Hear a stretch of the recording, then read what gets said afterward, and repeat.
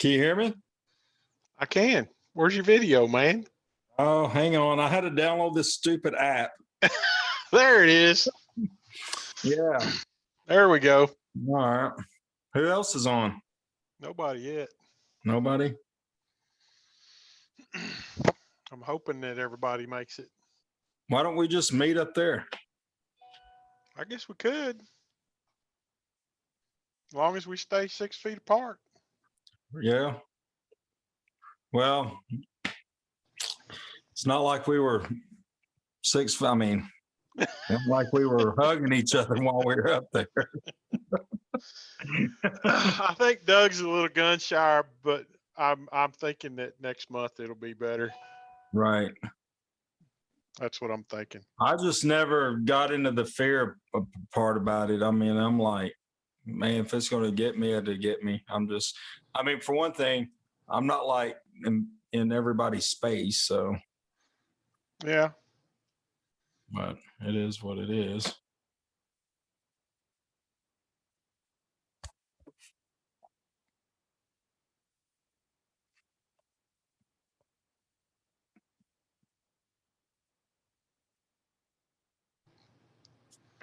Oh, there's Chris.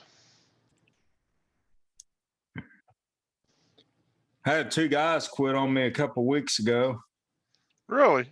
So that put me back out in the field. So I've been working. I noticed you hadn't been parked up there very much. Yeah.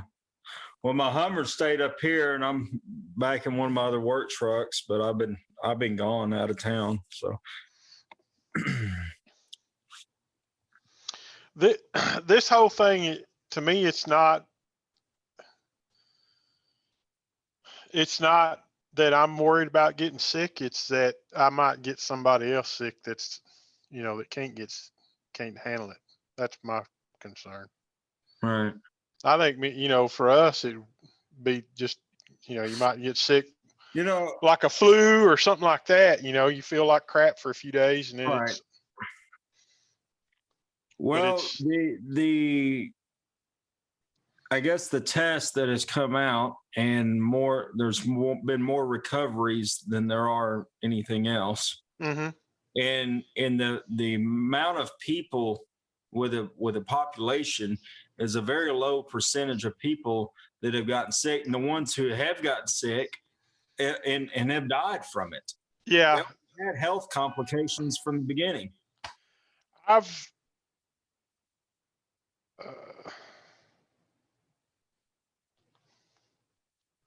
right, hang on.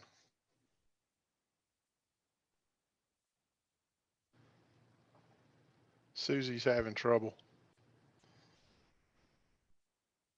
I think she's got a conflict. She's got her own Zoom account, and then this is trying to Well, do her thing I had to too. make a Zoom account, but I just went to the email and clicked on the link, and it Yeah, popped up. yeah, yeah. Well, let me see. So we got our Trump bucks. We got some other grant thing that just appeared in our account. Really? Like 10 grand. This, I guess every business. Did you get a care thing? A what? A care thing. No. That's the what is it, like $600 trillion or something?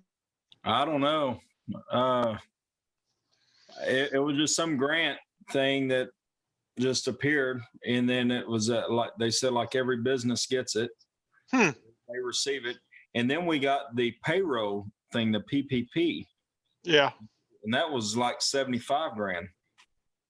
75. Yeah. Dang. So, and we have to use it for, so get this, we have to use it for payroll, utility bills, rent, stuff like that. If we don't, then we pay it back. Then it's just a loan at 1% interest. Yeah. Yeah. But it's a 24-month term.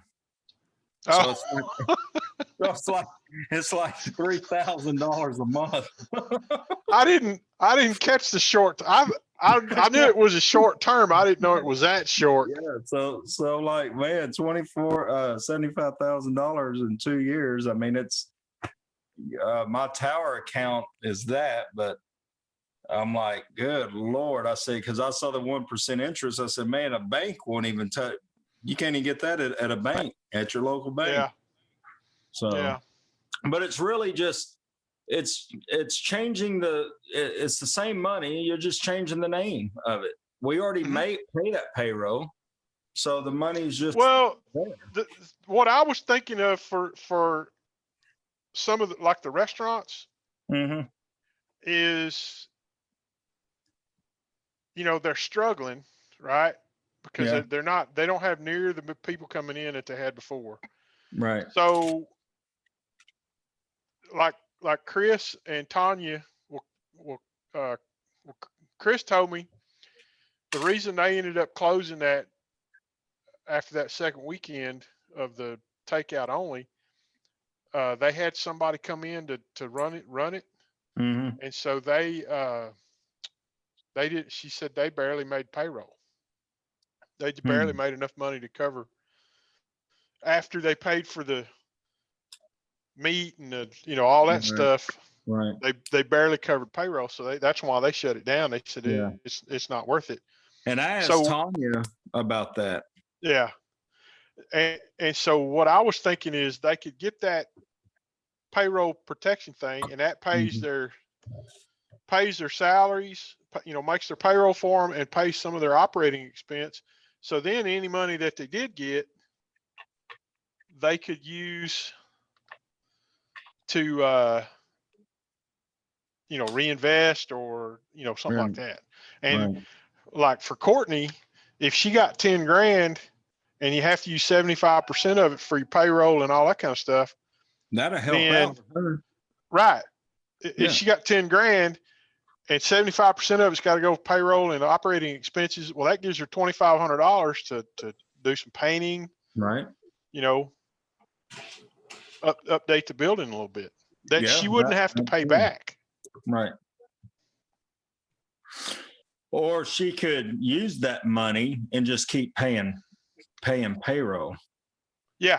That's my thing is, my payroll runs around 7 to 8, sometimes $10,000 a week. Yeah. So we're going to pay that regardless, either way. I know Courtney was really upset. She's like, she didn't think that she's going to make it. And that's why, I messaged you or emailed Susie or Susan about the thing on the agenda. I don't know. We haven't had one since all this went down, right? Did we have a meeting last month? No. Okay.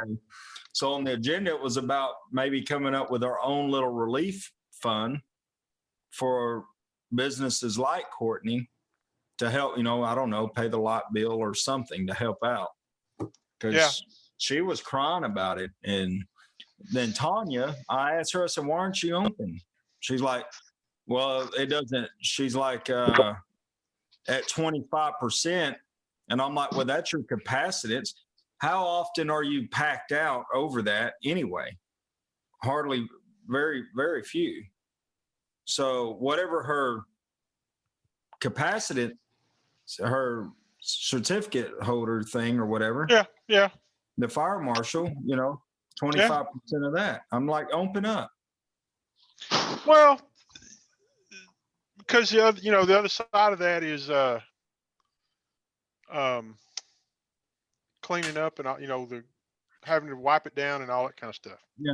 So maybe because I don't know if you went to Chris's over the weekend, but he's We got a went the sign first by day the they were door. open. I think we went last Friday, but he's like, he could seat 15 people outside and 15 people on the inside. He put a sign up that said he could limit. Yeah. But how often are there 30 people in that place? Unless he had Unless he has a band or somebody right. playing. Unless he Right. had something going on. Right. So Not say very like often. Tanya, say 20 people in there. Say if it was 20 for her. How often does she have 20 people in there? Very seldom does she Very have 20 seldom. people. Maybe at the height of the lunch rush or Yeah. breakfast. Yeah.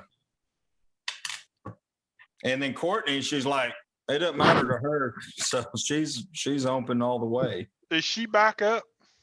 Yeah. Because she was closed there for a little while. Well, she's open today. Okay. She's not in there. She had that accident. I see Chris has popped in. Man, Yeah, I just figured out my I couldn't talk a while ago, so I just figured that out. So how do Okay. you switch the videos? Because I see Chris right now.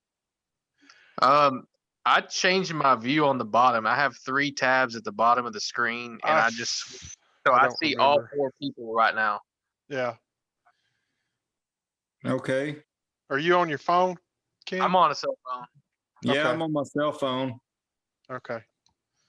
Because I've got So- a window Let's see open here. on the laptop that shows all 4. There is a way that it'll switch between, but don't ask me to tell you how to do it. I don't know. Okay.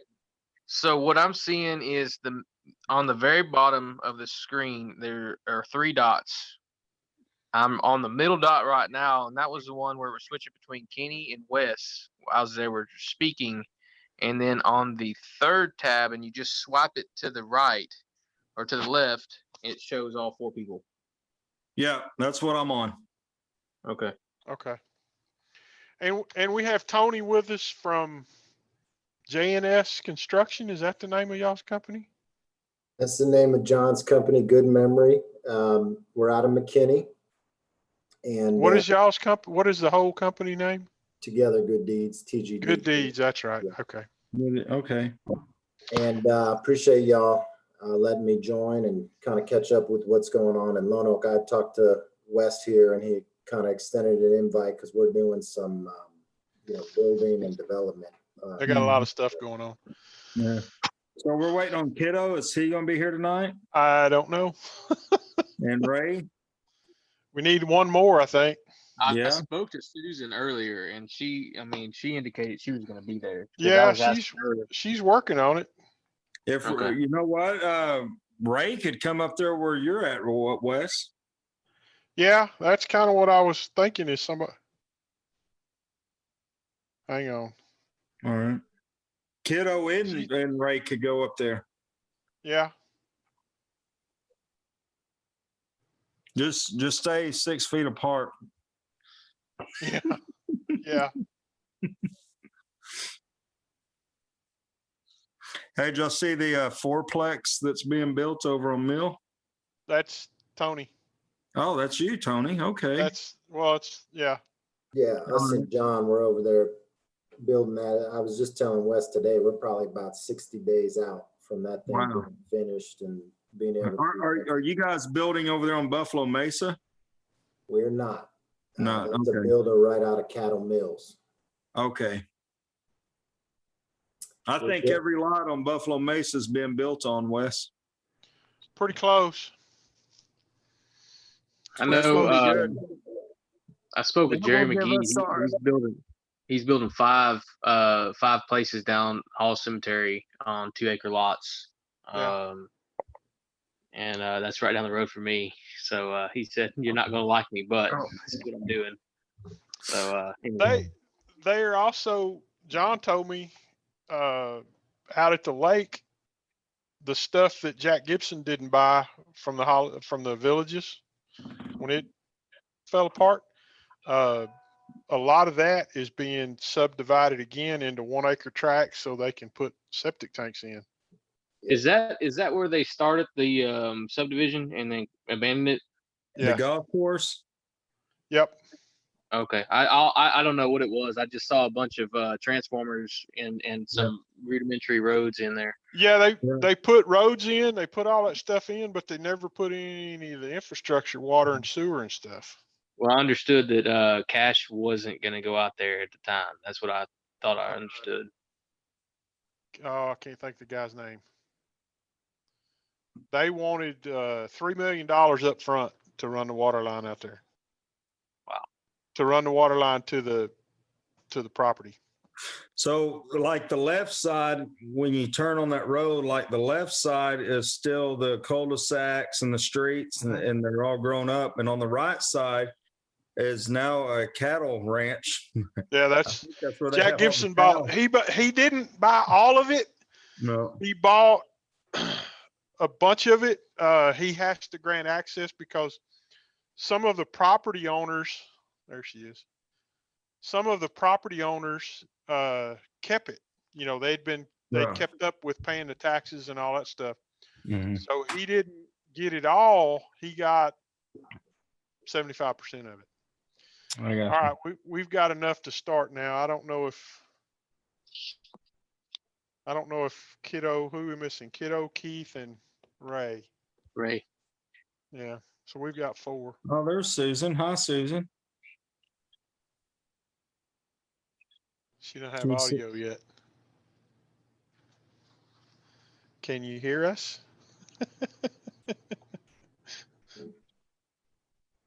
This was a learning curve for me. This is my inaugural anything face to face on the internet.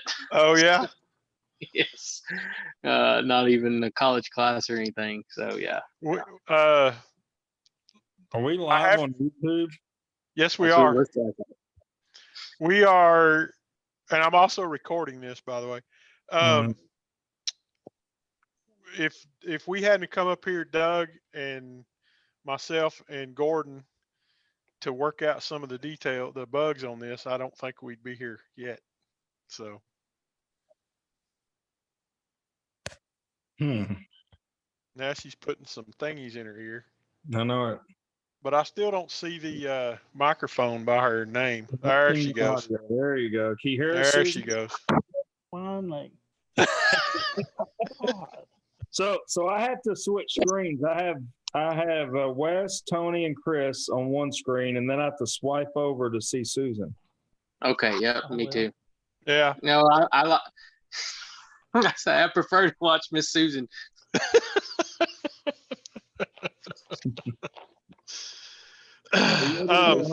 Ray. No, I don't have Ray's. I sent him a text, but I didn't get nothing back, and I don't have Kiddo. Kenny's or Kiddo's number. Susan, do you have Kiddo's number? Yes.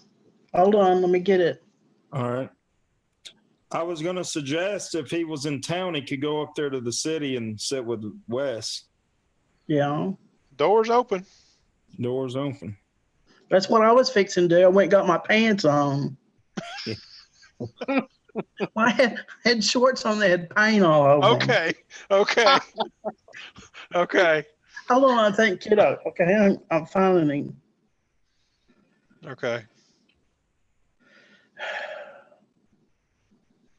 I'll be so glad when they open the barbershop so I can get a haircut and shave. I know. 904. You want me to text calling? Call Do you him want me or to call? text him. I know he's home. I know he's not working.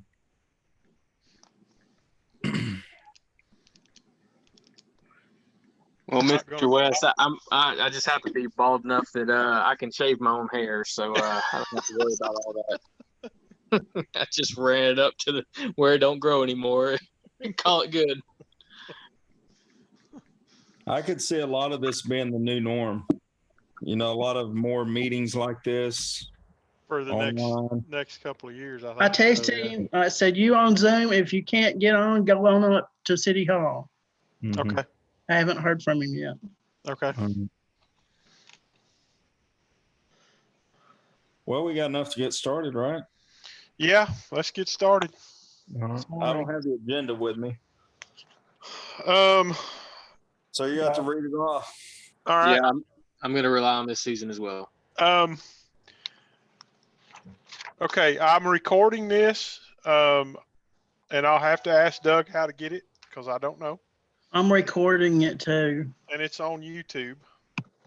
Yeah.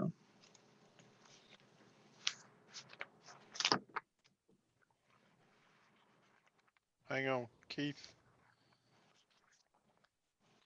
Keith said he forgot, so, okay. Move forward. All right, call a meeting to order at 7:12, regular meeting of the Board of Directors for the Lone Oak Economic Development Board at 7 PM or 7:12 on May 6th. Roll call and certification of a quorum. Kenny Lovett, Here. Chris Broussard, Here. Susan Bishop, Here. Wes Owen is here. Hang on. Keith Burns is not here. No. Uh, Kiddo. Kiddo and Ray Crabtree is not here yet. We have a quorum. Approval of minutes for item number 3, approval of minutes for the meeting March 4th, which was the last meeting. Any questions? Any comments about that? Did anybody read it? I don't think I was there. Probably shouldn't ask that question, should I? No. I'm going to remain silent. Okay. I worked hard on those. I will entertain a motion to approve the minutes. I'll second. You got to make the motion first, man. Oh, I make a motion with 7 minutes. All right. Kenny makes a motion to accept the minutes. Chris will second. I second that motion. All in favor, say aye. Aye. All opposed, Aye. motion carries. We didn't get any public comments. So No, we you didn't. move on. Item 5. Financial reports, consider an act regarding the financial statements for March and April. And then B, consider an act regarding invoices for payment. Okay. So for March, we had hang on, let me get to the itemized view. We had 2 deposits. One was hang on.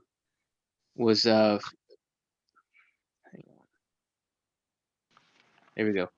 One was 1773.80, and that was our sales and tax or Sales and sales and use tax tax. use.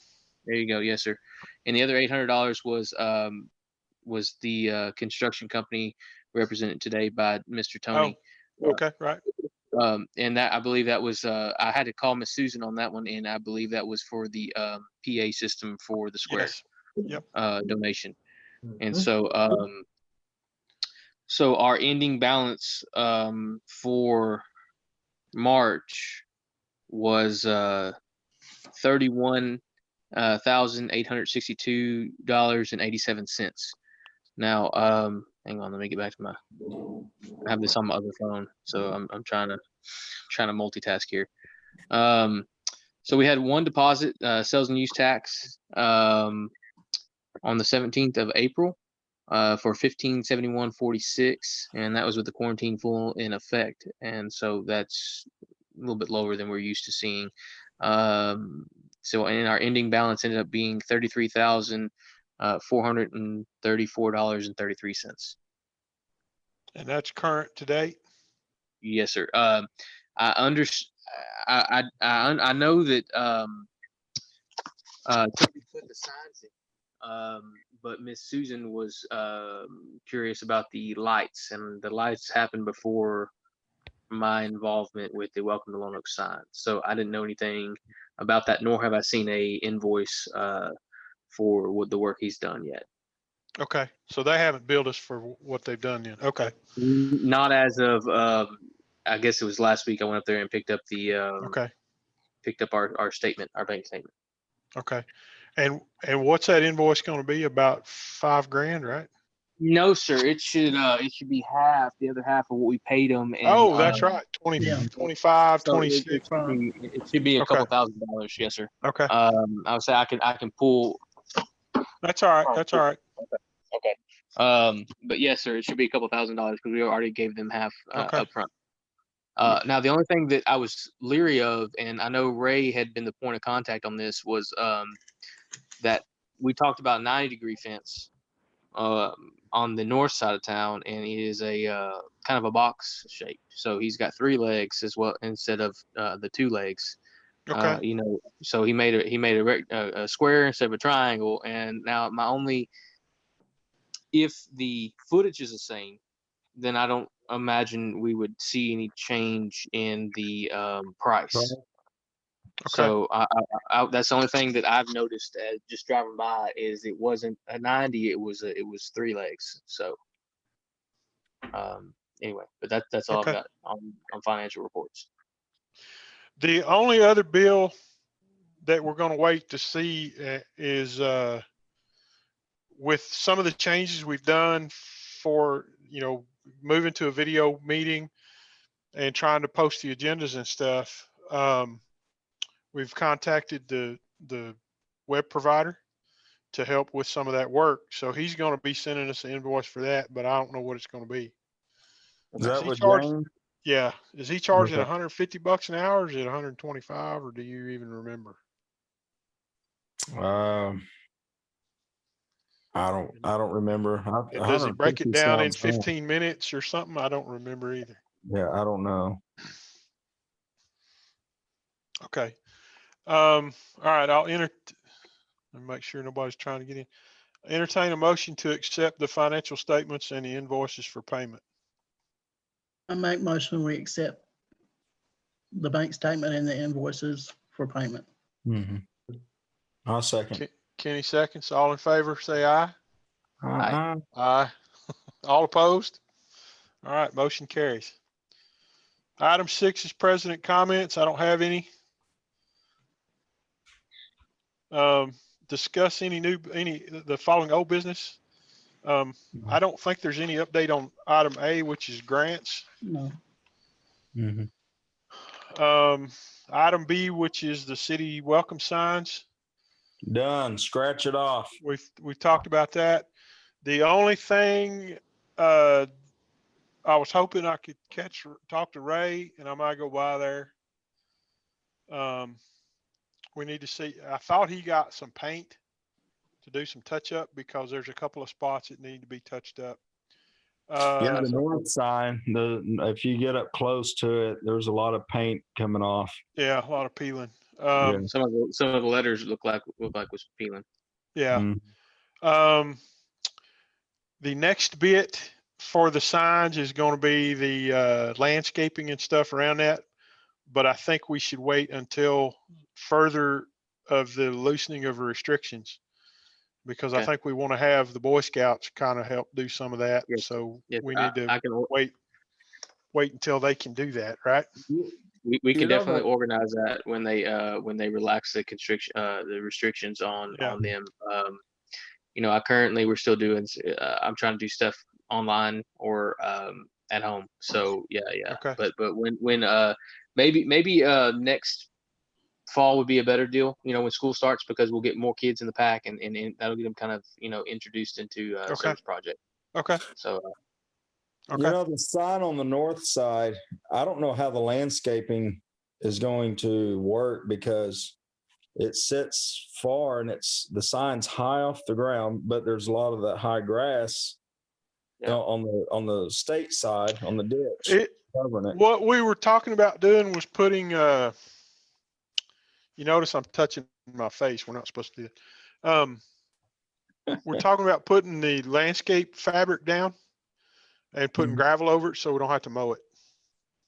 I got you. Okay. That's the main thing, right? Like a crushed granite or a pea gravel or something like that, Yeah. with a heavy duty landscape fabric. Heavy- Nice heavy. light. I think the lighting would help too. Yeah. And from what I understand, the deal is with the lights, they were coming from China and he keeps getting pushed out on when they're going to show up. Mhm. That's what he So- said last time. Yeah. If y'all recall, that was the same thing with the street lights that we're putting in, that we got them out before they got locked down in China. All right. Hey, is Tony on old business? No, you want to jump the, Yeah, let's Yeah. jump him. So Jump he's him not up. so okay. he's not being bored to death. I make motion we move him up. right Okay. now. I second that motion. All right. All in favor? Aye. All right. So we're going to jump to item 8, and I'm going to,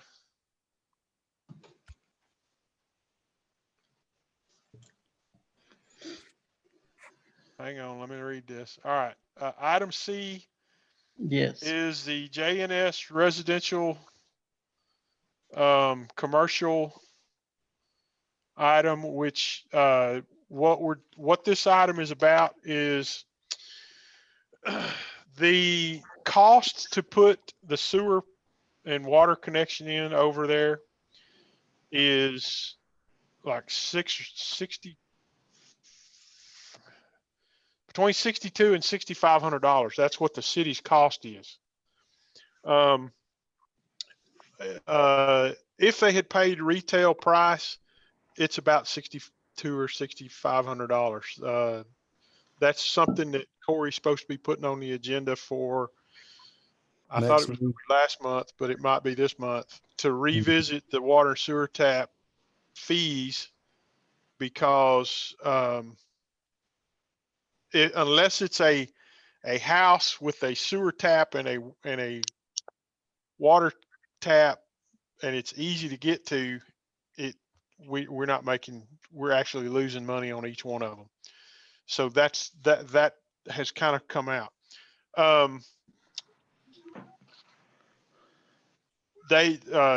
John JNS has asked us if we would be willing to help. We are allowed to do this because this is part of affordable housing.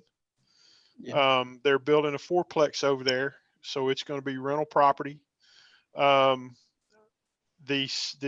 EDC won't necessarily get direct money out. I wasn't paying attention. Keith's been waiting.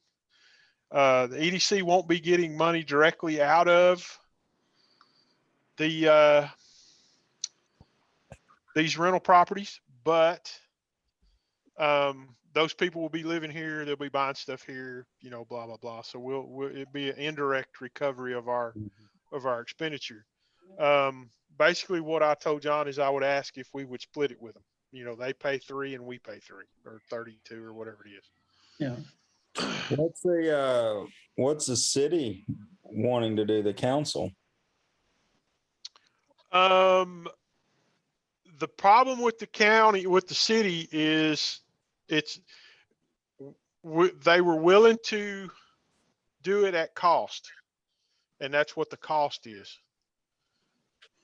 So is the So city when going to put in some money? No, Because it would benefit the city more than it benefits EDC. I can't disagree with that, but the whole thing was when John and I first talked, we assumed that it wasn't going to be $6,000, the cost. But when Corey started putting the money, pencil to paper and coming up with what the cost was going to be, because there's a water tap and a sewer tap that's already there, but the sewer tap is a 4-inch tap. The to support the two houses, it's got to be a 6-inch tap because it's two duplexes essentially. Right. So they're changing one to a 4, from a 4 to a 6, and they're putting in a 6. And then there's going to be 5 water taps. So it's one water tap, one sewer tap, and 4 water taps that are being put in. And the one tap is being changed from a 4-inch to a 6-inch. And they can't all be run in the same trench. So that's where things kind of got. I got you. So It could this started be something that like the city could help pay, I'm trying to like lower the cost and spread it out, between the general funds, maybe the water department, the EDC, and then Tony, split it between 4 and instead of just EDC eating the whole thing. You could ask. I'm thinking this is one of those incentives that's why we're here, So I'm okay. I'm not saying like no. I'm just saying the city is benefiting more off of it because it's, tax, property it tax. ends up right. And I feel like the city could put a little skin in the game as well. Now, if it was a business, if it was a store coming in or something like that, Yeah. I feel like the EDC could be all over. Which I guess that's going to be I'm going to let Tony kind of give a rundown of what when we get I guess we could have done that at public comments, but whatever. I got in a hurry. So to give y'all a little background on Tony and John and what they're doing. So they have purchased, how many properties did y'all buy so far? We've got 8 going on right now in Lone Oak and 2 in Cumbie. Wow. Okay. So, and some of those are going to be multifamily, right? Mm-hmm.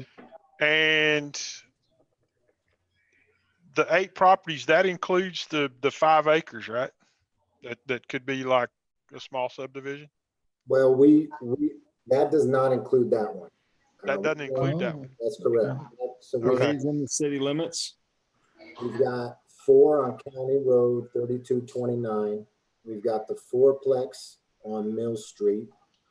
We've got another property on Division Street. And then we're also, and this is what I talked to Wes about, is wanting to start 1 or 2 more 4-plexes, potentially on Olive Street, near the end of the street. So, I think you're 100% right, Kenny, that there's some aspects of this that, for example, on the 4-plex, just the property tax off that in year 1 is going to, reimburse any type of incentive or, something like that. So we're talking $10,000 to $12,000 in year 1, just on getting it filled and getting it leased up. So I think from our perspective, we're trying to continue to work with the city, build the relationships. And on the first 5 or 6, we didn't, really do much as far as asking for incentives or asking for help, because we felt like that was our first kind of step into the market to show y'all that we were, serious and coming here to bring affordable housing. Where on Olive Street are you building?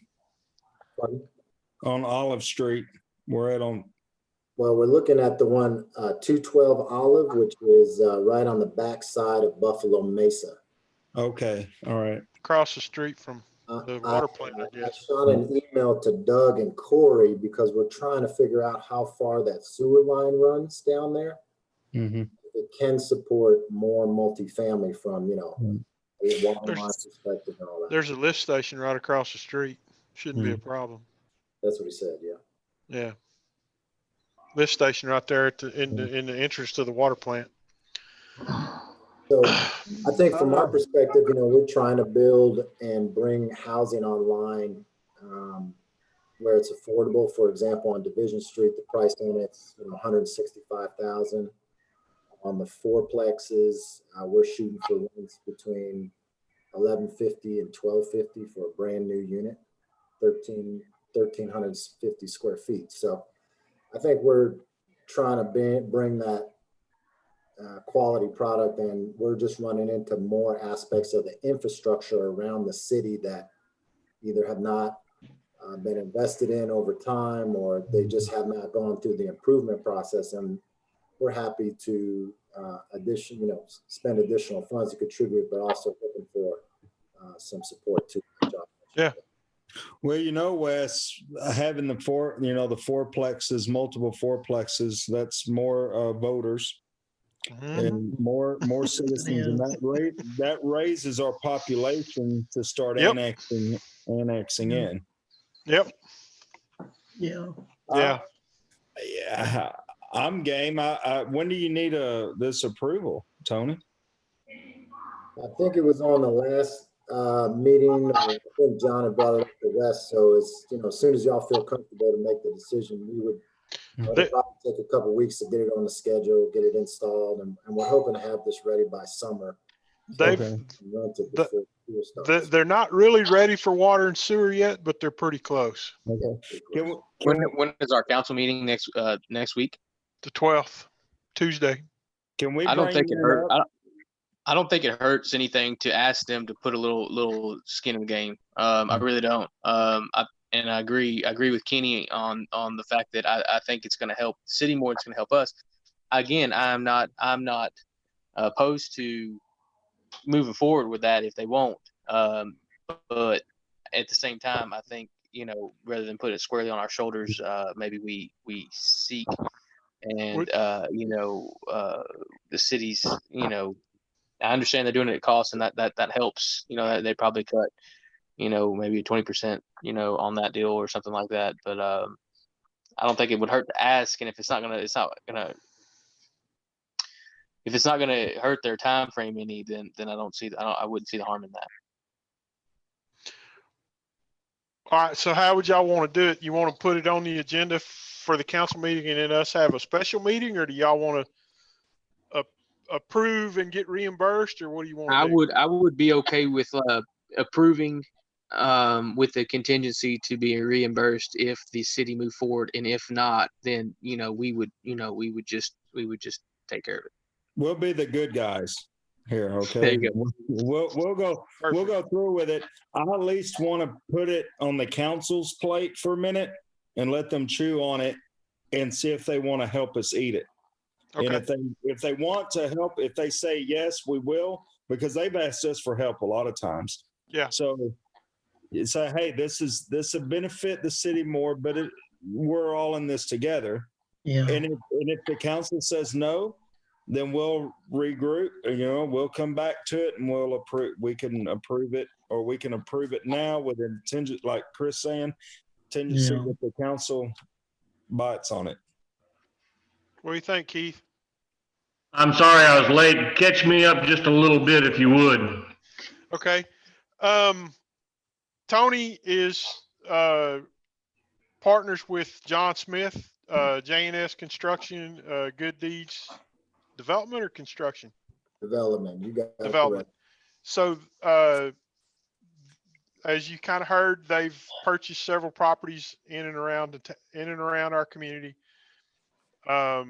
Right now they're focusing on residential, multifamily, and single family properties. They are putting in a fourplex on Mill Street, opposite side of the street, but behind the Baptist church that's on 513. So it's on that south side of 513. John and I made a deal, kind of went around Doug, not sure how Doug feels about that, to do it at cost.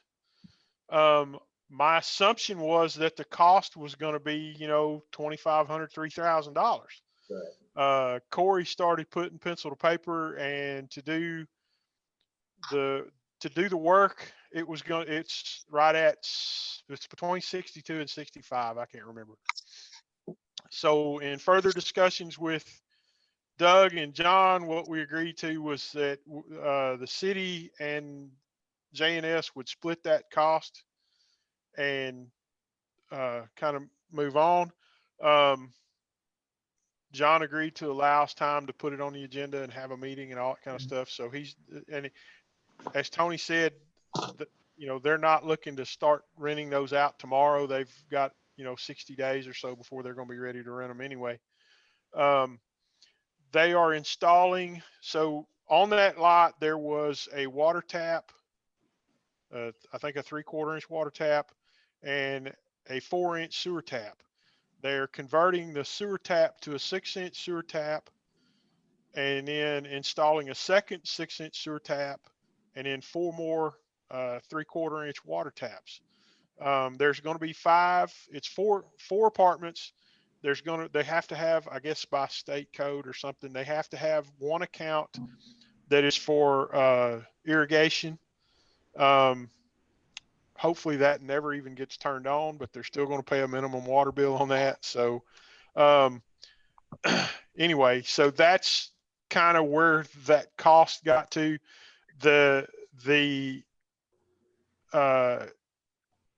Some of the things that have impacted the cost.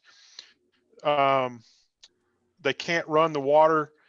They can't run all the water lines in the same trench. They can't run the sewer lines in the same trench with the water lines. They have to kind of split those up.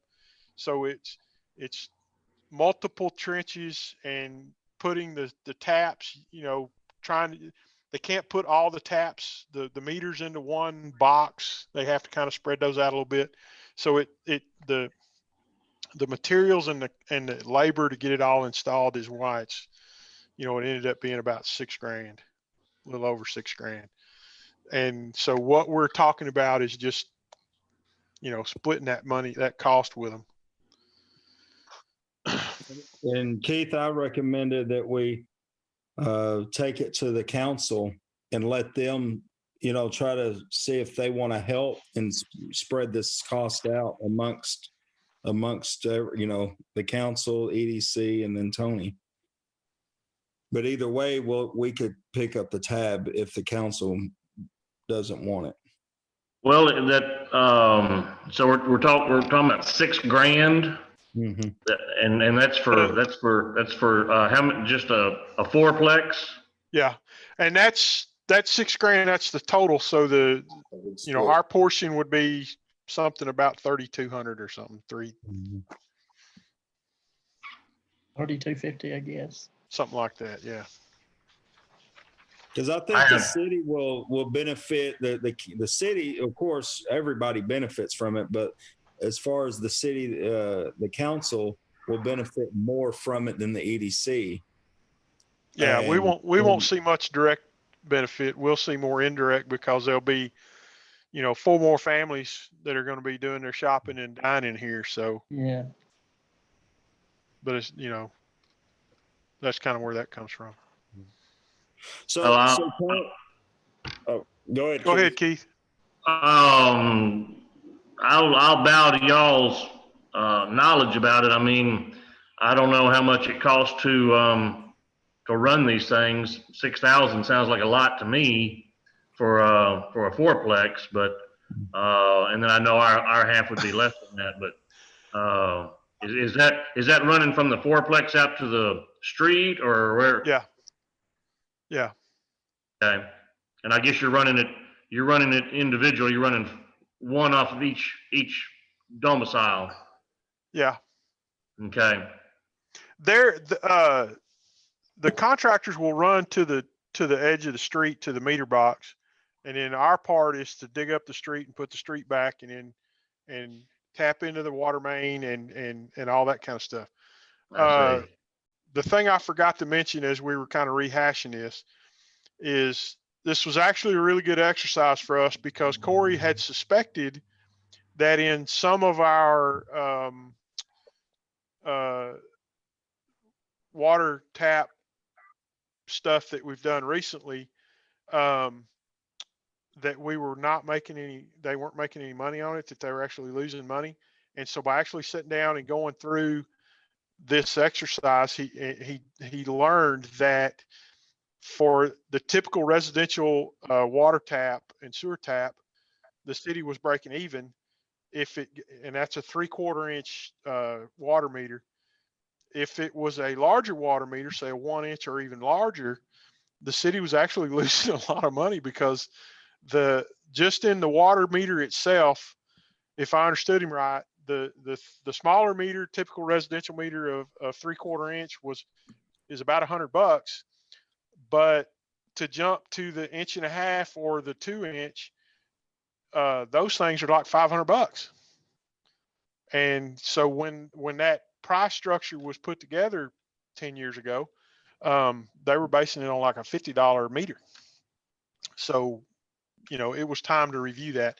So it wasn't on the last agenda for the council. I think it's supposed to be on this next agenda to actually go back and review the water tap fees and all that kind of stuff. Because, probably shouldn't mention this, but apparently some of the first houses that have been put in Buffalo Mesa, when they put the infrastructure in, they put T's in for the water tap and for the water in the sewer. And so all the guys have to do is go out there and put the meter in. Nobody's paying for the meters. They haven't been paying for the meters. So we're having to go and kind of revisit and see how we're going to account for that. Mm-hmm. So, there's one group that says when you pay your $200 deposit or $250 deposit, that pays for the meter. Well, that's, if you're all current and everything, you get that money back. So anyway, that's $250 deposits for if you leave a high bill. Yeah. Well, let me ask you one other question. And again, I'm not much on the construction and everything like that. And I'm all for anything that brings people to town, new residences and stuff like that. What about if we build another fourplex or another house? Do we do this for everybody that comes to town? Is there a certain reason we're doing it for this fourplex? And what would happen if there's another project and another project, another project? My feeling is as long as we work with them, then we would try to do as much as we can. And the reason I say it that way is when you start talking about rental properties, and Tony's probably going to fall out of his chair. When you start talking about rental properties, we have to be very careful that they don't start getting into the Section 8 housing. Yeah, absolutely. Low rent stuff. Not that, that's not necessarily a bad thing, but it's it becomes a burden on the landlord and on the city to maintain and ensure that we don't have, an unruly element. That was my next question is it a Section 8 housing? No. Okay. No. I mean, we're doing it so that it's affordable, about $1,200. And that's the key point, was he said affordable. Yeah. So if you look at our charter, because I didn't, and I'll be honest with y'all, when we were talking about this, Doug and myself and John, it never dawned on me that the EDC could have anything to do with it until John was talking about affordable housing. And then it clicked. Oh, wait a minute. There's a verbiage in the Class B Economic Development Corporation that says we can help pay for development of affordable housing. Yeah. Okay. So that's the whole reason it's on the agenda, is because, it's something we're allowed to do. So do we need to make a motion to just table it to our next meeting and run it to the council first and just see? It's however y'all want to do it. And then if they agree to it, then we can do a special called meeting. Or if Tony has time, we can just wait till next month to our next meeting and approve it. It's up to y'all, whatever y'all want to I do. liked what Chris said. I make a motion that we would approve the cost contingent on the city council. And if they do not move forward with it, then if our timetable is not good for the contractors, then we have a special meeting to revisit this to keep their time frame in order. Does your motion include the city council paying half? My motion is contingent on them paying something toward this. And if they do not, then we would revisit this like a special session. Special call meeting. Yeah, I second that. All in favor? I'll pass it. Aye. What'd you say, Aye. Keith? I'm for it. Okay, so motion carries. Chris made the motion. Keith seconded. All in favor? So we'll have once they have their meeting on Tuesday, then I will get with Susie and we got to wait 72 hours. So it might be the following Monday. Are you okay with that, Tony?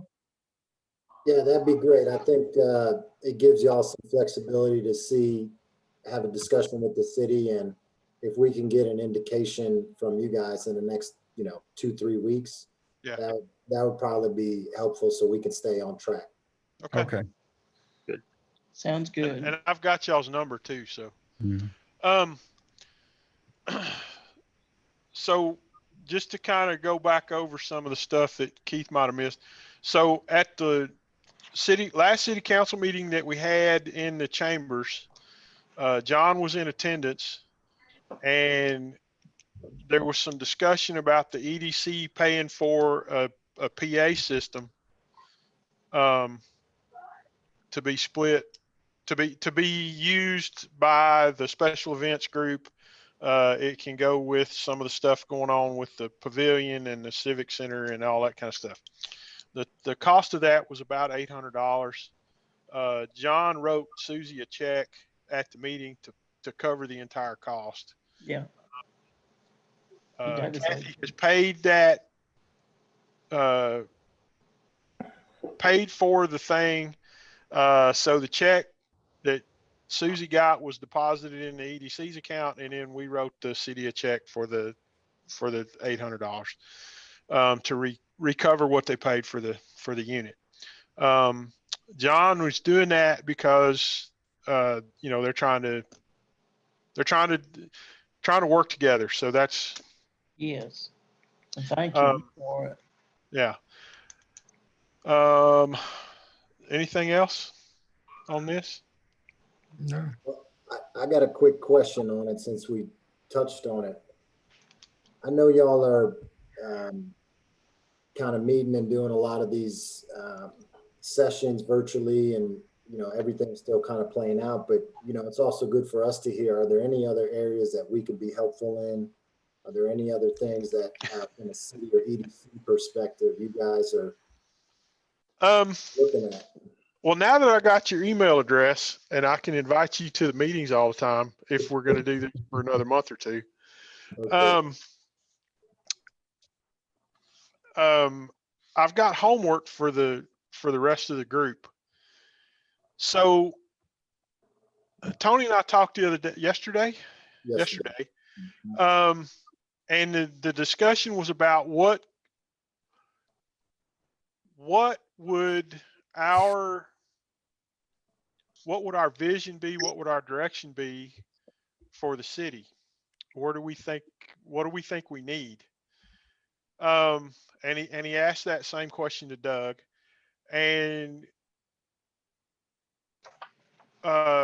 what I told Tony is, and after talking to Doug too, some type of restaurant, chain type restaurant, maybe not necessarily a national chain, but certainly a regional chain.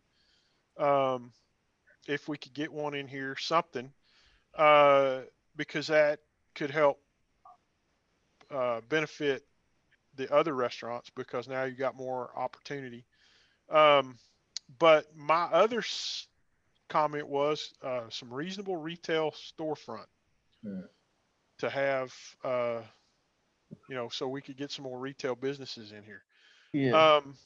So my homework assignment for y'all, I know you don't want to hear homework, but everybody's doing homework on the video chat now. Kind of give that some thought over the next month, and let's put together, you know, Three-year plan. yeah, a bigger plan, maybe a few bullet points that we can add to the website. That's, that this is what we're kind of looking for, and we can start to advertise a little bit about what we think our vision is for, where we're headed and how we think we might get there. We've done a projection that we presented to the city council, and we're kind of in a place where, we need to start looking for partners to start trying to move some of that forward.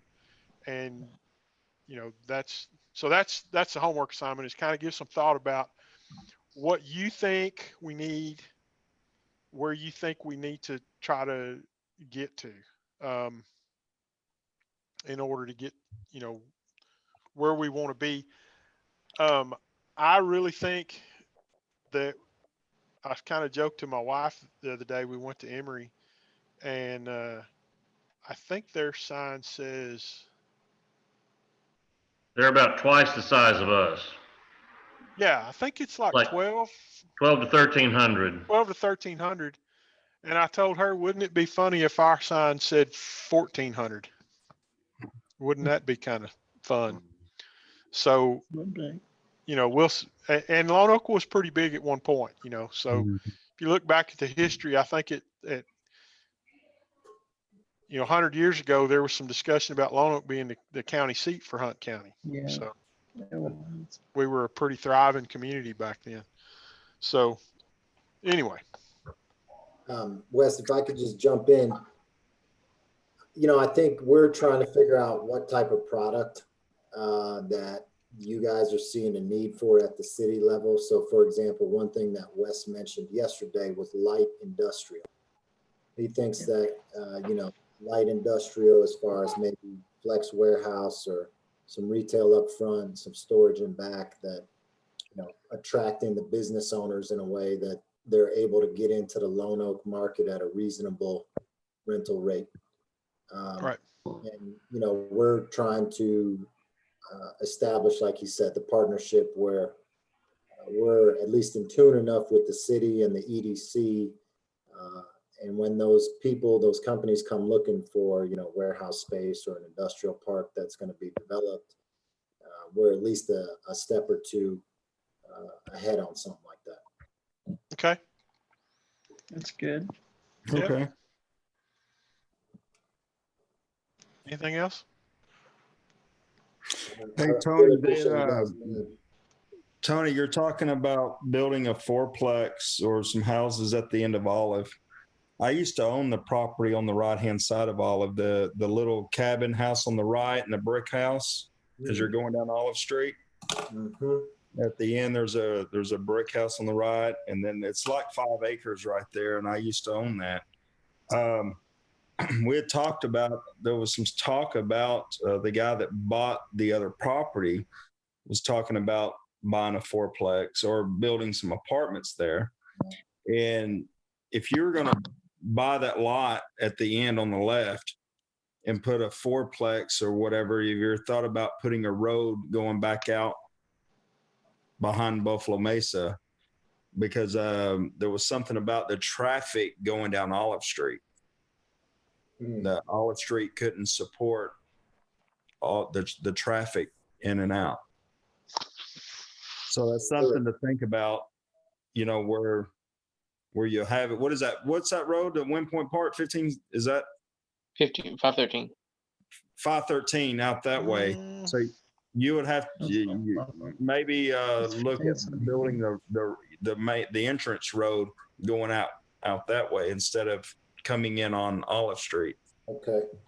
So is the challenge for getting access to the end of that street, is it the condition of the road, or it's just actually a rock Yeah, road? it's just the infrastructure of that The road and condition of the road. the condition of the road. The road would probably literally have to be redone. So We'll look at that. Thank you for bringing We actually, so we're kind of getting into the weeds of it a little bit. So Yeah. there was a proposed Hmm. development. Another group was going to buy where Buffalo Mesa is.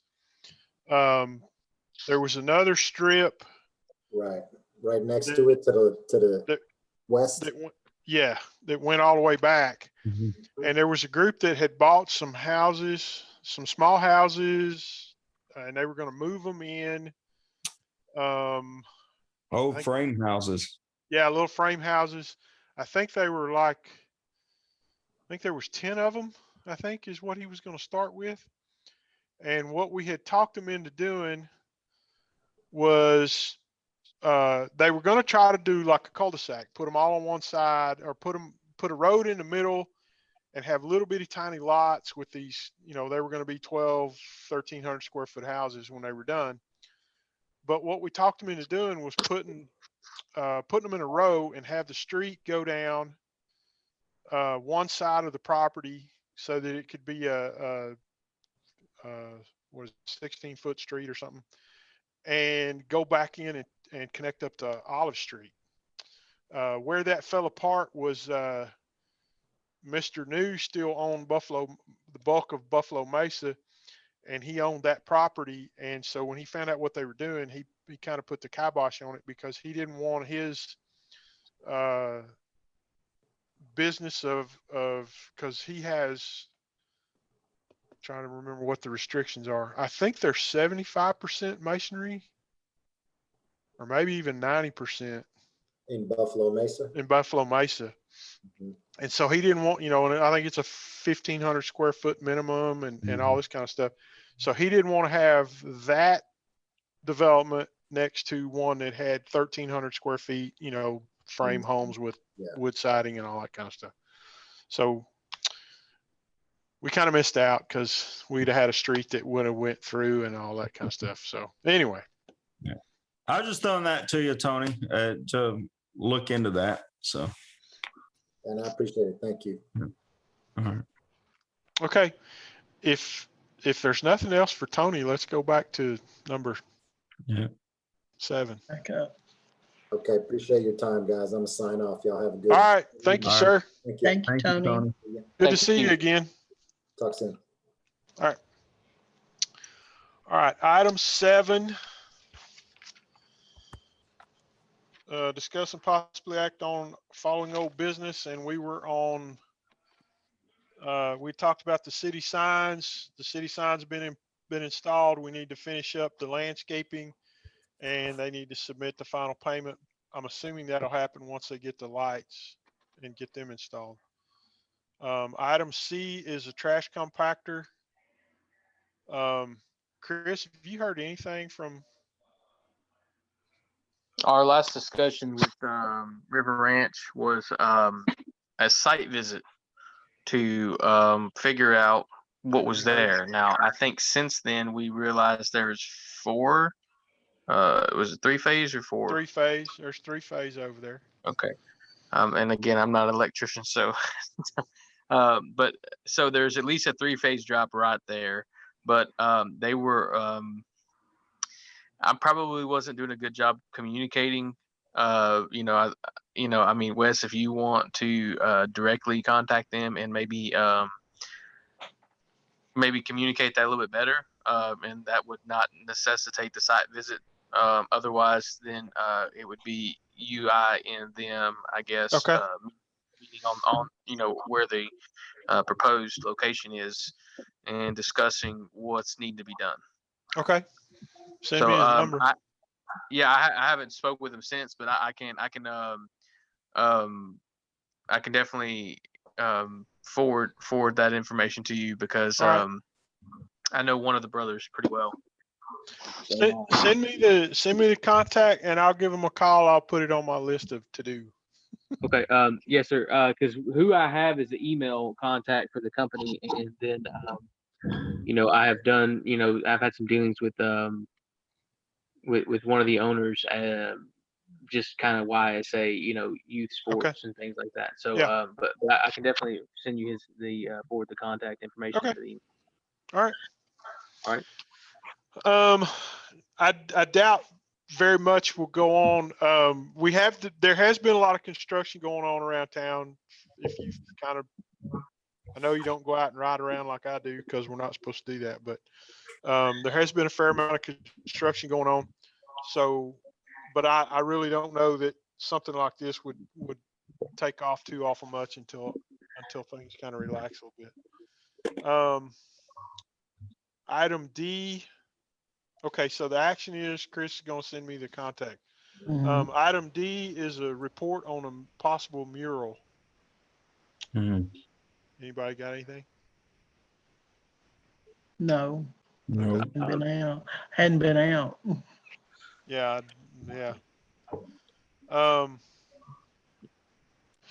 Business incentives and improvements. I'm thinking. We were looking on making some guidelines and working on that. I was. Okay. Oh, like like where they apply for it. Mhm. Yeah, we come up with our own application that they fill out. I think our resolution thing has a lot to do with that too. Yeah. Yeah. What you've got for tonight, Will. Yeah. Mhm. Item F, the Eagle project. Has anybody heard anything? I know he just turned 16 the other day. Oh, okay. I have not heard anything up on that one. Weren't they Okay. talking about, I remember like last meeting that it would be, I guess they were going to get somebody else to do it. If he wasn't motivated, and we've had him in here since then, Yeah. and he kind of seemed like maybe he was a little bit, like he kind of reignited that spark a little bit, but Mhm. this quarantine thing, man, is kind of, squashed a lot of stuff. So maybe we revisit that, when this is over with, and just because it's the investors in that project that we don't want to, I don't think we want to scorn them, because that's going to make people leery, I think, in the future. Mhm. Like for instance, helping my Cubs.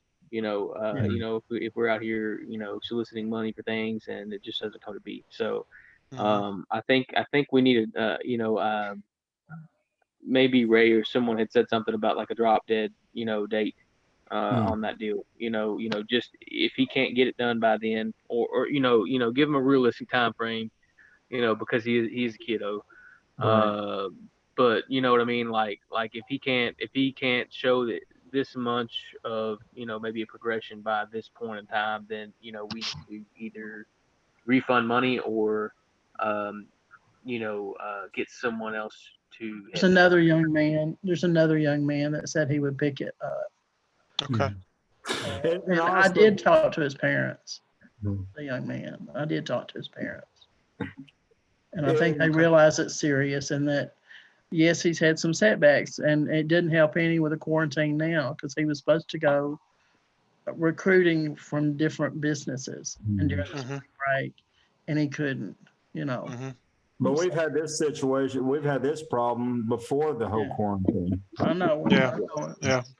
And I think a lot too also is discouraging as we really, I mean, we as a group here, a board have been, not set on the location. We've been back and forth on it for some time. And if we have the location, and if we as the boards started getting the location ready for it, and he sees that as well. That's It's kind of true. like, That's true. so we could meet back on it, I guess, once this whole quarantine, all this settles in the dust and we back to our regular meetings, we can have them come in and Yeah. get a good date set, like Chris was saying. I Okay. agree. I agree with Kenny on that. You know, I mean, if we can get one of those water guys out there or someone with the equipment to pry on that thing, you know, because that's what we've been talking about that forever. You know, just Yeah. testing the foundation, Just seeing get how it how up. does it fill up. You know, I think that would speak volumes to the young man as far as we Yeah. have his back. Yeah. You know, Or if we're Ernest. out there, you Yeah. know, trying to turn up the ground and seeing how we can repave it and make his you know dream a reality. I've got some stuff to do at the Civic Center. I told them I would look under the stage and see how that was built. So I'll see what I can do about investigating the concrete to see what it's going to take. Okay, that will help. I think it will spur it on. Yeah. It'll give him Now a little that it's drive quit if he raining a keeps little bit, doing I'll something. do that. Mhm. Okay. Anything on grand openings? What's going on with the new Mexican food place? Anybody know? I, No, go ahead, go ahead, Chris. Kenny. I was just gonna say I noticed it looked like it was rattle can orange. Well, they got a new fence. There's a little walkway that they're building out there today. I drove by this morning and they were building some little decoration fence type thing out front. I don't know. They just popped in. I talked to Susie the other day. I said, hey, did you see this Mexican restaurant, the colors for it? And because nothing was said about it, nothing was approved. And Wes, if we get that international built, that housing code book I've been trying to get you to pass, we could help with that, you know, but anyway, I don't know if it's the same owners, different name. I don't know. Okay. My wife said she saw on Facebook that it was going to be Dos Amigos, which I thought we'd had seen that name somewhere before. 2 or 3 restaurants back. Yeah. Well, maybe one of the 30 from Greenville, maybe. That's kind of what I was thinking. No, I did notice the front of that building was ugly. Hey, 3 times the charm, I guess. Yeah. One of the things that we need to, in all seriousness, one of the things we need to talk to Jerry about, I assume he still owns the property. I don't know. Nobody's going to give him that money. Huh? Nobody's going to pay him what he wants for it. No, so probably yes, not. He has it. If he's going to have it be a restaurant, he really needs to address the parking lot. Mm-hmm. That parking lot is suited for 6 or 7 cars. A bank. And which is a bank parking for a bank, not a restaurant. It needs to have parking for 25 or 30 cars there or 10, and it doesn't have that. So we need to see if we can talk to him about, it wouldn't be that hard to fix it. It's just somebody's got to spend a little bit of money to do it. So I will be in town tomorrow.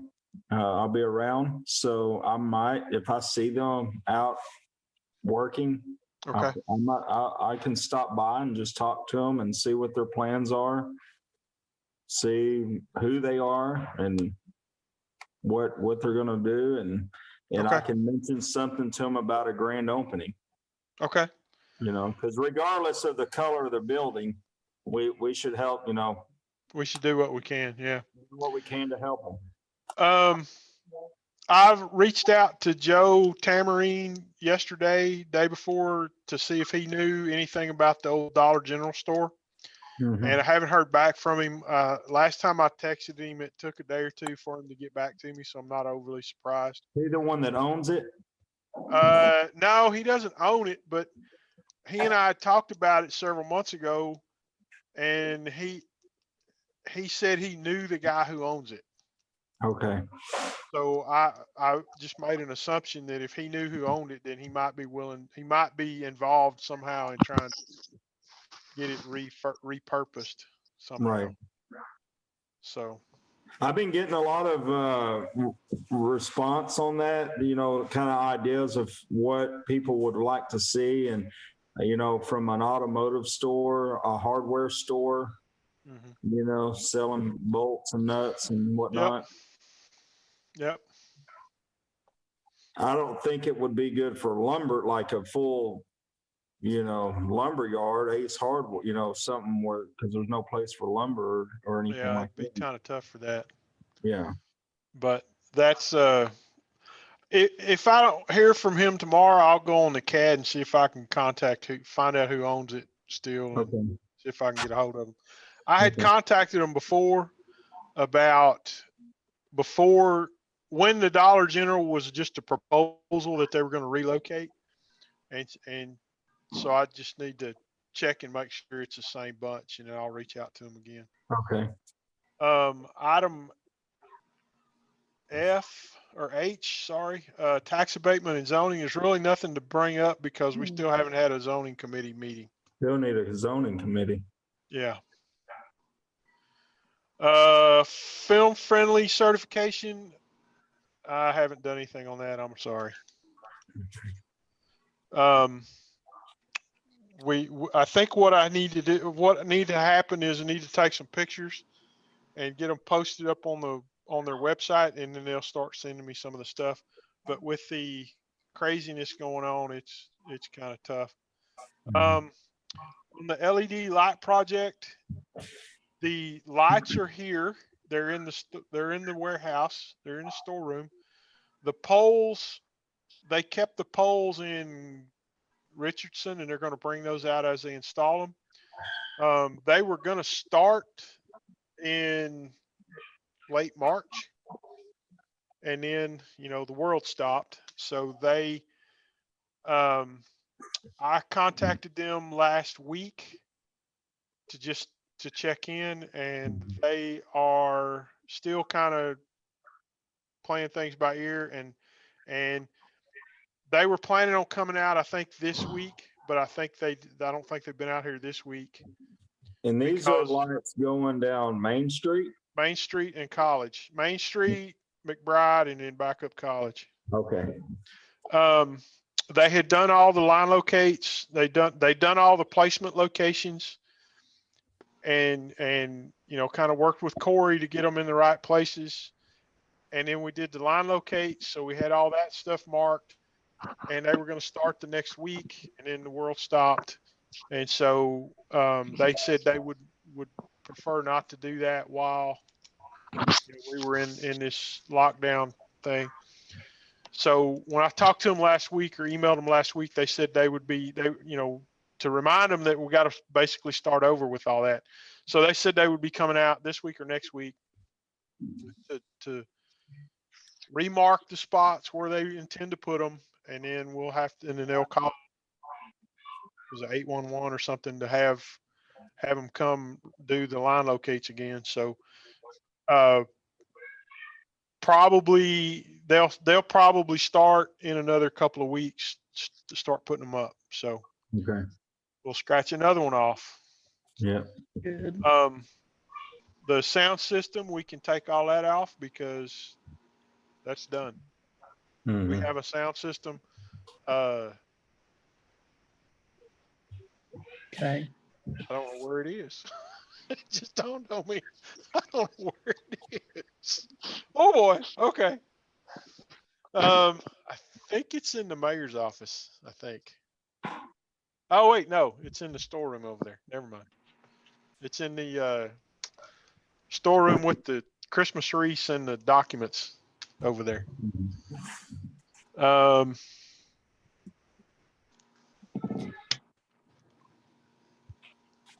Okay. Last item is a website update. Susie, you want to remind us what you did so far? Yes, I had to call James about helping me get the agenda thing updated to put an agenda on. He made the little button. If you look on our website, it does look better. And my understanding is wanting me to call in or send him every month, and he will add the agenda to it. There's also a spot also to put our current budget and our next budget on whenever we get ready for it. He said he would do that because we need to list that too. Okay. So I asked him about doing that. So there's a spot there for that too. It's my understanding too that he wants us to any kind of changes with it. Cause I asked him, I said, can you show me, teach me how to put the pictures on? Cause I'm talking about like grand openings and stuff. We need to have pictures on the website for it. Sorry, And Chris is showing us his dirty floor. Oh different man, sorry. businesses, different businesses and everything. That's where my kids sleep. Sorry. It's okay. But so we need to try to have that done, and he's not wanting to teach us how to do it or teach me how to do it. Okay. So he's wanting to do it every month himself. And I don't know if we can financially do that. You know, Um, Susan, I have to do the same thing. So anything that I want done to my website, I mean, anything down to an email, I just call them and it's done, you know, and it's, How much are they Surely- charging you? I don't know. Well, could He you just- look up for us and kind of give us an idea? I can do that. And I Okay. can talk to him. I'll call James and I mean, Okay. I can talk to him and see, maybe, I mean, I don't know, maybe like if a monthly fee. I was just gonna say that. that might be what he's talking about, a monthly maintenance. Maintenance fee, and that way, and it doesn't matter what it is, kind of like getting paid salary. You know, you work either 10 hours or 100 hours. You get a 1 month maintenance Yeah. fee. So he wanted to talk to Wes and me, and I told him that's a board decision, you know, Mhm. that we needed to bring it before Okay. the board tonight and talk about it. So my I'll- recommendation is let you call him. Okay. I'm gonna ask Kathy how she does it for the city too. Yeah, I think she sends it to them and they post it. does she? think. Okay. Because I don't know, but I did get it on. We're legal now finally Well, Okay. on the website, when- you know. when we started this website thing, money was a little bit different than what it is now. Yes, Right. it is. So, We can I mean, breathe he a was little bit very now. nice. He was extremely, really helpful, very Mhm. nice, very good. And I just didn't, I couldn't make that decision myself. So bringing it before you. Okay. I'll talk to him about it. Okay. I'll pay him enough money to talk to me about it. Okay. Discuss and possibly act on the following new business, item 8. Item A is adopting a resolution to allow local businesses to apply for a loan for help regarding the COVID-19 pandemic. Mhm. So, little background. We asked Kathy to check with the attorney to see if that was something that the local economic development corporations could even do. The attorney responded within minutes and sent us, if you read the first email that I sent you guys, some draft paperwork that they put together for Clarksville, that it's basically the same thing as what the federal government is doing as far as the grants and the loans from the SBA. Essentially, there's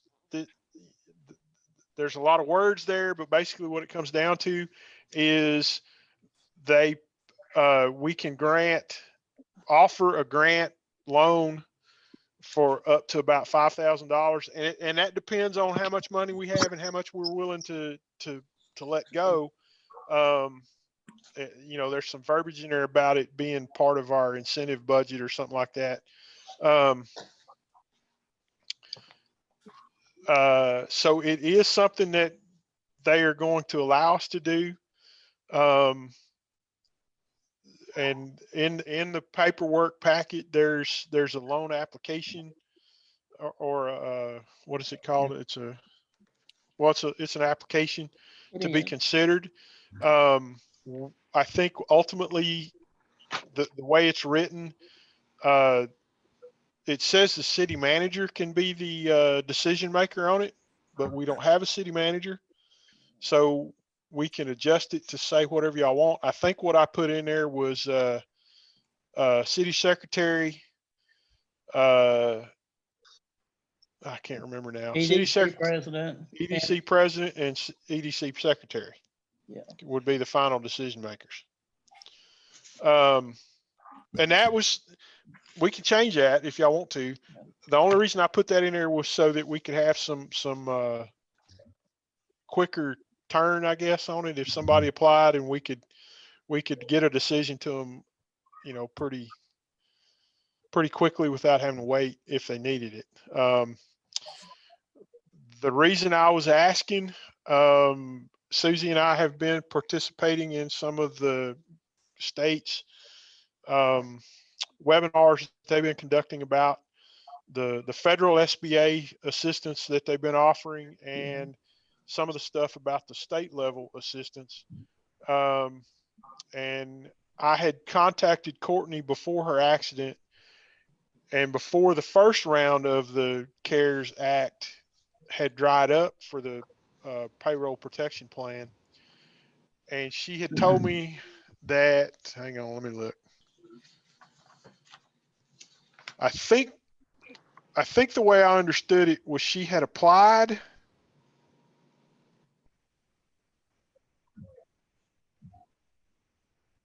You talking about the PPP? Yeah, they had applied. This was on April 15th.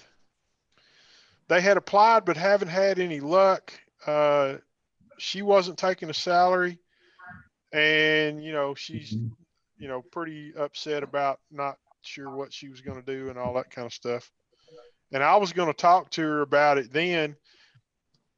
I was texting her while I was sitting through one of the webinars, and she was actually in Louisiana on that Wednesday. And they said during the webinar that they expected the money to run out by the end of the week. Well, hell, it ran out that night.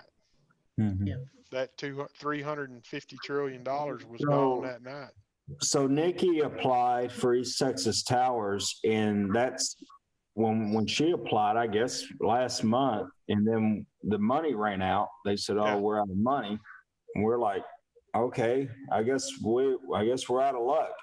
And like, what is today? Wednesday, Monday morning, Nikki got an email that says, "You've been approved. Sign and submit." She signed it, submitted it right there, just 2 buttons. And then yesterday morning, our money was in our account. Wow. Okay. I know another individual like that too, a person. Yeah. Mhm. Yours did like that too. That was the payroll, the payroll thing. Yeah. And then when I was telling Wes earlier that we got a grant just out of, a grant came in. One of the webinars, one of the questions that was asked was, if you had applied in the first round but didn't get funded, did you need to reapply? And the answer that was given was, you don't necessarily need to reapply. You just need to stay in contact with the bank and make sure that your application is current. Yeah. So I'm kind of wondering if that's what Nikki was doing, is just making sure that keeping y'all current. I think so. I didn't think we got it because they ran out of money. Well, They said it took like 2 to 3 weeks of processing, Mhm. and it takes time to get to you. I got you. That's what they said Well, today. they also did another. And they got more money again. Yeah, they got more money. A second batch of it. I took that webinar 3 times, and I'm learning more every time because they keep doing new things. Yeah. I took it again today. So I don't know if y'all had a chance to read all of that stuff. It's not a whole lot of paperwork to read. So this would be the money that we give out of the EDC fund to help the businesses. Yes. Okay. No. All right. So like Buffalo Stop, Shortstop, East Texas Towers. I don't think any of us were hurting as much as like Tanya, Courtney, the small places. I don't know about the donut shop. maybe like Lisa with Yeah. a haircut in place. She was Stuff like hurting that. bad. Now the thing with, never mind, I'm not gonna say that, but I was gonna say something. We're on YouTube here. But so this application, does it, does this apply for Buffalo Stop and Shortstop and the dollar store? East Texas Towers, the ones that it didn't affect. Actually, my business, if I read the numbers. I got to look at it. I didn't look at it from that perspective. I just kind of looked at the content. Mhm. I think it was just like a name of the business and that kind of thing. Hang on, I think I've got it open here. So do we pay the Dollar General's rent? That's what I'm getting. No, probably because I bet their rent's more than what we would allow. I feel like their business quintupled anyway, Yeah. with all this going on, because they were telling me they had people coming in from like Denison looking for like toilet, like essential items. I mean, like for real, like they told me they had people coming over from like way across the Metroplex looking for essentials like toilet paper and, just things like that. And so I was like, wow. So I'm sure. I mean, every time I drive by there, I'm scared to go to that place because of social distancing, and I don't All think right. it's, I don't think it's possible looking at the parking lot. Right. And All does right, this apply to people like Chris more that's out of our city limits, but in the city of Lone Oak? Well, I think we've got the opportunity to control that. Right. So I hopefully I'm sharing my screen and y'all can see what the application looks like. I see it. So it's revenue, typical monthly expenses, owner rent, number of years in business, number of years in the current location, full-time employees, part-time employees. I commit to adhere to the emergency loan program guidelines as established by the Lone Oak Economic Development Corporation, and then they sign and date it. Now, is there a place on there maybe like how much maybe they're requesting? Not that I can see, no. There's some stuff. Well, and I think the reason they did that is because there's a limit of 5,000 per applicant business or 7,000. And the reason I've got that highlighted is because we talked about our budget before. So we've only got about $30,000 to play with. Yes, sir. Because we were at 33, less a couple $1,000 for the signage. So yeah, that's 6 businesses at $5,000. Yeah. Yeah. And it says right here, the business must be located in the corporate city limits. Yeah. There you it go. does. So that would eliminate Chris. Yeah. Well, it is what it is. Yeah. Well, I thought he was shut. I thought he was, honestly, I thought he was out of town until I guess they opened up indoor dining. That's the first time I've seen cars in his parking lot. Yeah. No, he said he had to close it down because he couldn't keep it open. Who is They that? didn't- Chris Moore. Chris Moore. Good. All right. I'll stop sharing now. So can we change stuff on there, Wes? You can change whatever you want to, brother. I don't know. I mean, that's one of the bills. I mean, $5,000. I mean, we could change that number. When I mentioned this to Susan, when you asked about the agenda, and I've kind of brought that up, I'm thinking help pay somebody's light bill, or pay their water or something. I mean, not $5,000. Well, some of it is loan forgiveness too. If they meet Yeah, certain criteria, you won't get any of it back. Right. And a certain percentage of it, if it's like the SBA, like 75% of it has to go towards the their payroll. Payroll or expenses? Yeah. I got you. 75% has to be payroll and the other can be expenses. Right. And if they don't, Or the then it's- SBA, then if it's a that's how it loan. is. Yeah, that's the way our payroll thing was. It was, if we didn't use it for payroll and whatnot, then it was a loan that we had to pay back. Yeah, because you have to do 75, for the government, you have to do 75% of it towards the payroll. And if you don't meet it, you don't qualify for it. Or it won't forgive it. They'll loan it for you. I think it's a 1% interest. That's what Mhm. they're gonna charge. Yeah, that's what ours is, 1%. I mean, it's whatever we decide to put in it. You know, you can put, if you don't want it that much with payroll, I'm just saying, we need to decide. So why don't we put a line item on that application, like amount requested?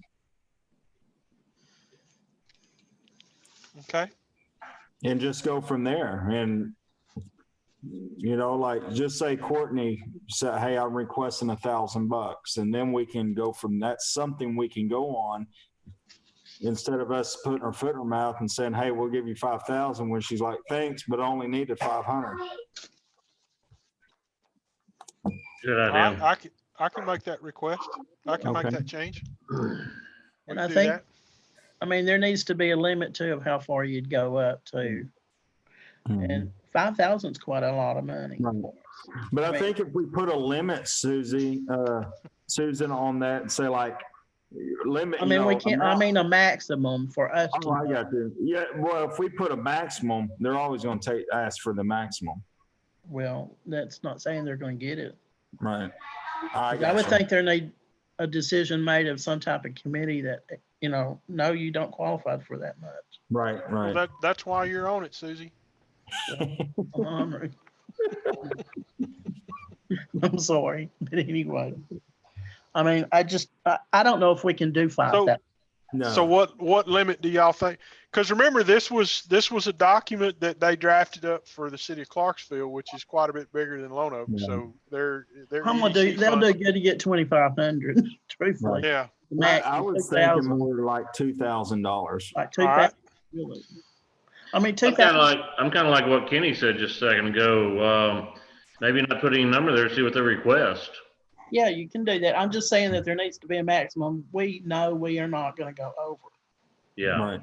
That's internal though. Yes, That's- internally. Yeah.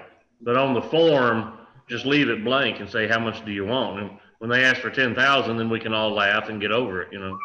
All right. So if you That ain't saw it. the document, it had, I don't think it applies to us per se. But it says 5,000 for a business, but if you have two businesses, you can only get 7. Yeah. So if we change it to $2,500 for a business, would we want to say 3,000 if you've got two, or did I'd say, I say 2 and 3. Does that apply 2,000? to anybody in town? The only one I can think of would be Tommy Boyer. That he actually has multiple businesses running out of that same place. so why don't we do it as far as per applicant, per person? You fine? You know, like Tom, all right, so Per Tommy owner. Boyer, Tommy Okay. Boyer applies and he's requesting, you know, $4,000 or say 5,000. Then we can take consideration. He's got 2 or 3 businesses, but we come back and say, hey, here's $3,500 is all we have for you. Then he can take that 3,500 and put it towards his feedlot, Whatever he wants to do, yeah. whatever. All right. So the two changes I've got are put a line on the application for an amount requested Mhm. and change the maximum amount to 2,500 and remove the amount for the, Well, the maximum, then there wouldn't be any reason to put a line item on there because they would always go for the maximum. Well, and not if they don't see it. no, it's an internal memo. Yeah. Oh, okay. Eternal memo. Okay. All right. I thought if they watch YouTube, they'll find it out.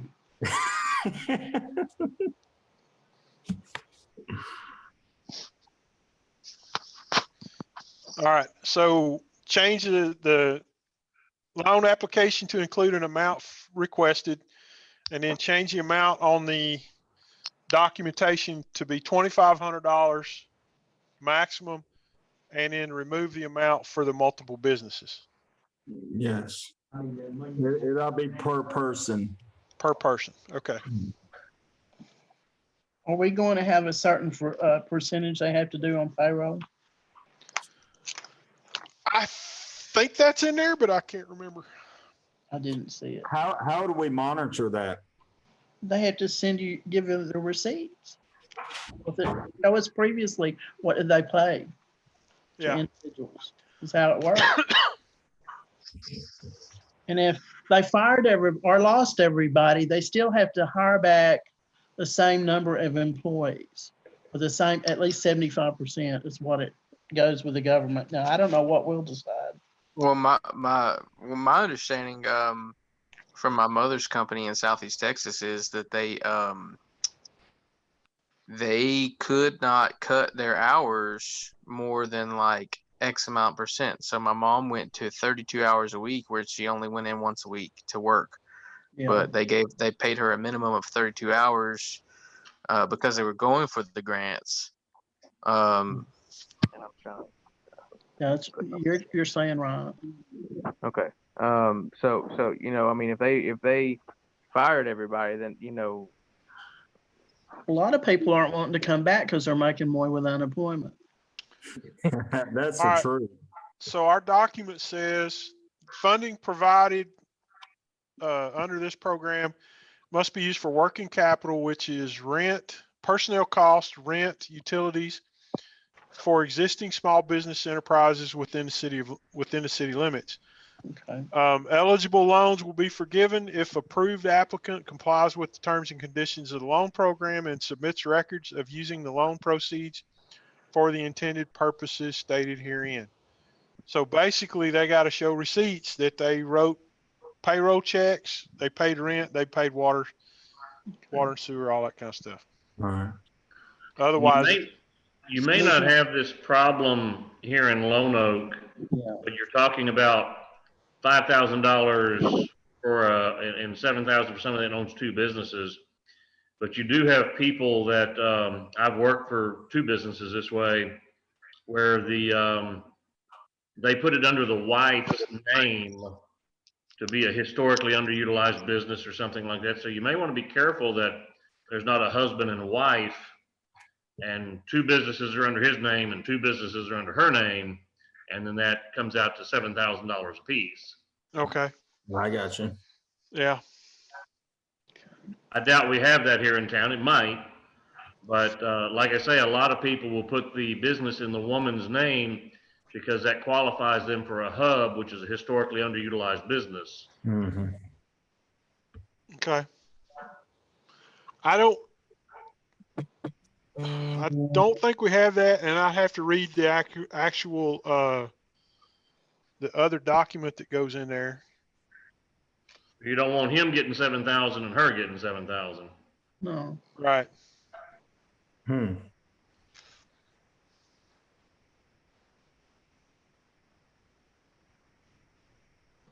That got everybody's wheels turning. Well, how about that? We could always say no. You don't qualify. Yeah. Yeah, that's what a board's for.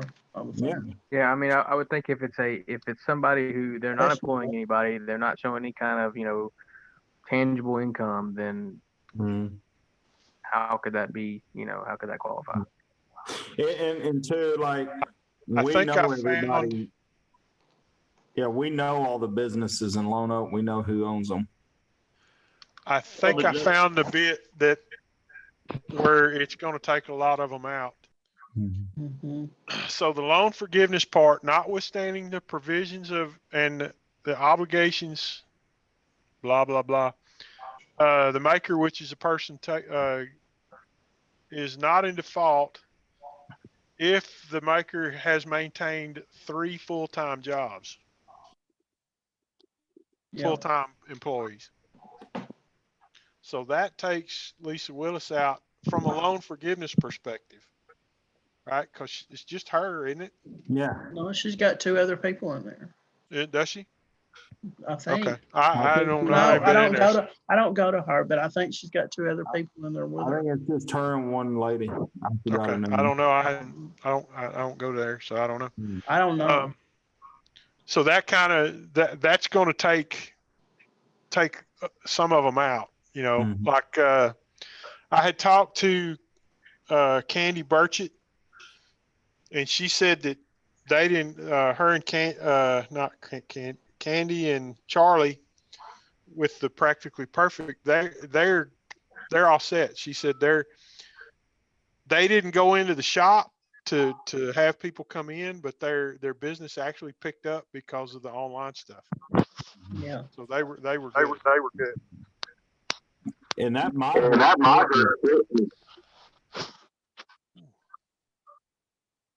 because Courtney doesn't have 3 full-time employees. She doesn't. I don't think so. I have to ask her. Yeah.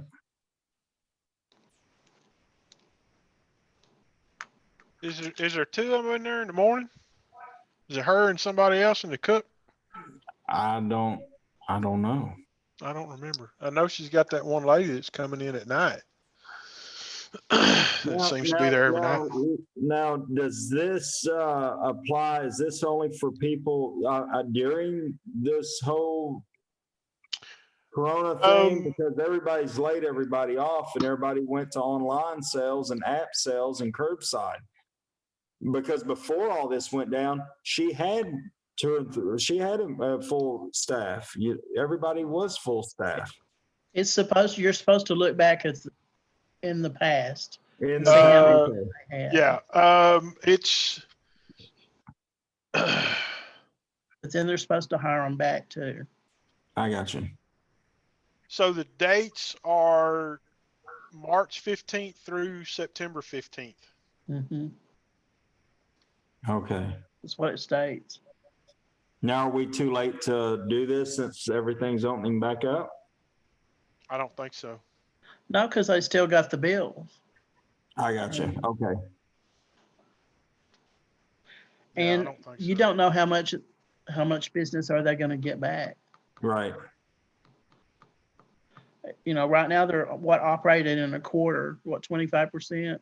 Then they'll Mhm. open them up to 50% eventually. Mhm. It's going to affect them. Right. So the 3 people, could we change that? Yeah. Yep. What do y'all think about lowering that number? What do you want to lower it to? I don't know, Chris, you got an idea, Keith? Well, I'll throw one idea out. I mean, we're all thinking about people that have a storefront. Right. We know them. There could be people down 513 or out here on 1567 working out of their shop, you know, selling stuff on the internet and have 2-3 people shipping stuff. I mean, you never know. Mm-hmm. We know who's got a storefront and who's on 69. Right. You don't Now, want somebody. is this for, I mean, is there anything on here like what you're saying, Keith, a legit licensed business, or is this somebody that's buying and reselling on, Facebook and calling? I mean, you don't want somebody coming out of the woodwork, you know, and then find out they're working out of their shop, and they've got 3 or 4 people employed because they're doing woodworking or whatever. Right. I'm saying there is one, but just pointing it out. Right. Well, in it states they have to be in the city limits. And I would Yeah. think the city would know who is licensed and who's not in the city. I Right. don't know that you got to worry too awful much about that, because there is a young lady who is operating a barber shop out of her garage, and she doesn't want the city to know about it. So I'm pretty sure. What's her name? I don't know. I'm pretty sure that even if she was to apply, be interested in applying for it, she wouldn't want to bring the attention to her questionable, I don't want to say questionable business, but her questionable business that she's trying to operate. So I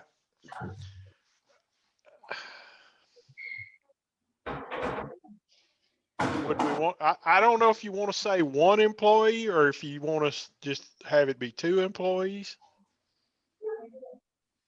Maybe 2 and then our discretion. Yeah, because I'm thinking about the donut shop, and I only see the one lady, and I'm sure someone's in Yeah. there in the morning cooking behind the scenes. Baking all that stuff. So Right. I would think two and at our discretion would be a good number because I could think of Yeah. I just haven't seen more than one person in the donut shop. Right. And I mean, I don't think everybody's going to jump. I don't think everybody would jump on this.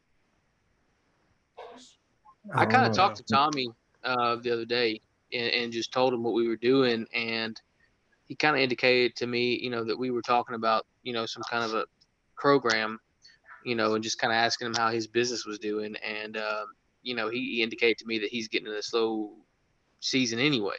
Right. So this is not a huge change on his front. But I mean, that's just, Right. that was just a kind of a happenstance conversation I had the other day. And I wouldn't apply for it because I don't need it, and I wouldn't take that money from somebody like Courtney or somebody that does need it. Yeah. And I don't think Mr. Mann would apply for it because I mean, I I don't think he's I, heard it. I think that's kind of the state level program. Mhm. If I understood it right, you could apply for a state level program, and I don't remember if that's in ours or not. I'd have to look at it. But if you applied for the federal program and you haven't heard back or something, and you applied for the state level program, the intent was that if you got funded through a federal program, that you would give your state money back. Does that make sense? Right. So like you could apply, if we had done this, if we had been, more on the ball and done this last month, we would kind of think that if you had applied for a federal program and hadn't heard anything, and you applied for the city program, that when you got funded through the federal program, you would give the measly $5,000 that the city gave you back, so we can Right. give it to somebody else. Right. Now I don't know if that's in there. I kind of think that it is, but I can't remember. So what do y'all think? So what I've got for changes so far is put a line on the application for a requested amount, change the amount to a maximum of $2,500 per owner and remove the amount for multiple businesses, and then change the number of employees to a minimum of 2, but Right. at our discretion. Yeah. If you got a single person working by themselves, I don't know. Yeah, It's like Susie- somebody said a while ago, we don't have to approve it. true. Right. Susie, do you remember what they said about self-employment? Yes, you can apply for it. They let them count their salary towards it. Okay. Mhm. Okay. Yes. All right. That's what it was. You had to show us a salary. Yes. Okay. So this money would be used to pay their rent, or pay their payroll, pay the water bill, Yeah. electric.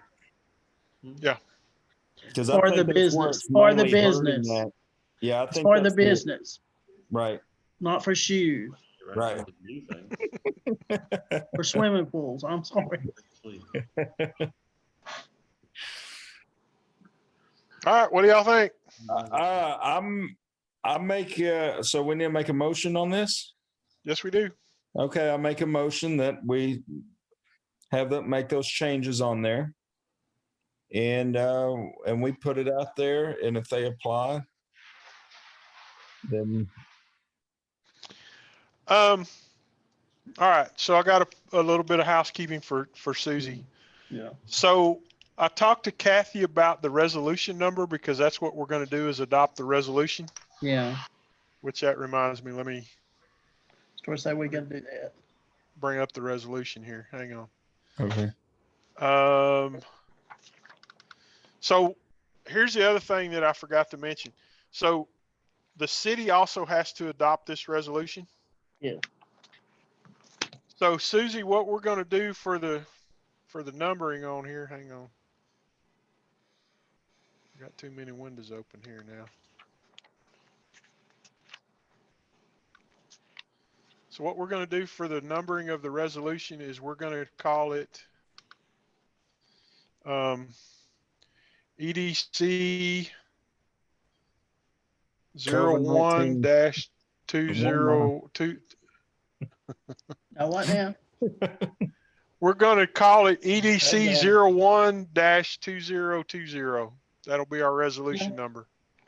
And this is for the one at the bottom of it. Is it 2 pages or is it a 3-page one? It's 2 pages. It's got president, the next and the secretary. No, that's Yes. a 3-page one. I printed mine in 3. Okay, I got it. Okay. So this is a resolution of the Board of Directors of the City of Lone Oak Economic Development, the Lone Oak Economic Development Corporation approving the use of sales and use tax proceeds to establish a project for the purpose of providing financial assistance to local businesses impacted by the COVID-19 pandemic, authorizing the board to create procedures to facilitate the application process for the project and providing an effective date. Yes. So if you read all of this stuff, and it's 2 pages, so I'm not going to bother you with reading the whole thing.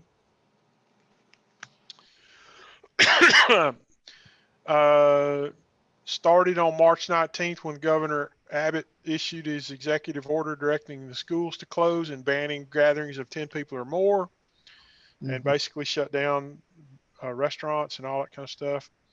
And it continues on. Keeps going. Yeah, till April 30th, I think, is when it started to lift. The EDC, let's see, now therefore be it resolved by the Board of Directors of the Lone Oak Economic Development Corporation that Section 1, the findings set forth above are hereby approved and ratified and are adopted as the legislative findings of the board. Section 2, the EDC hereby authorizes and directs the city secretary, EDC president, and EDC secretary to create procedures which may include a subcommittee to facilitate the application process for the business assistance program, project to provide monetary relief to business within city that are experiencing a loss of business or financial hardship due to the COVID-19 pandemic, subject to the following: identify minimum criteria, all the stuff we've been talking about. Yeah, that's it. Total aggregate grant amount authorized under the business assistance project shall not exceed 10% of the annual revenue of the EDC. So I think that's where that 5,000 came from, I think. Yeah. Well, we lowered it, so we should. Yeah, we should be okay. All right. So there's the resolution that we're adopting. That's when we got to take to the city once we adopt it. Yes. Well, they have their own to adopt. Yeah. So, So I make a motion, we adopt that resolution. I second. EDC 01-2020. I second that. any further discussion on it? All in favor? Say aye. Aye. Okay. Aye. Motion carries. Let's see. So that was a Kenny and a Chris. Okay. Item B is businesses going out of business, leaving trashed up lots and buildings. How can we help with this issue? Having what? It's called Leaving- Kenny.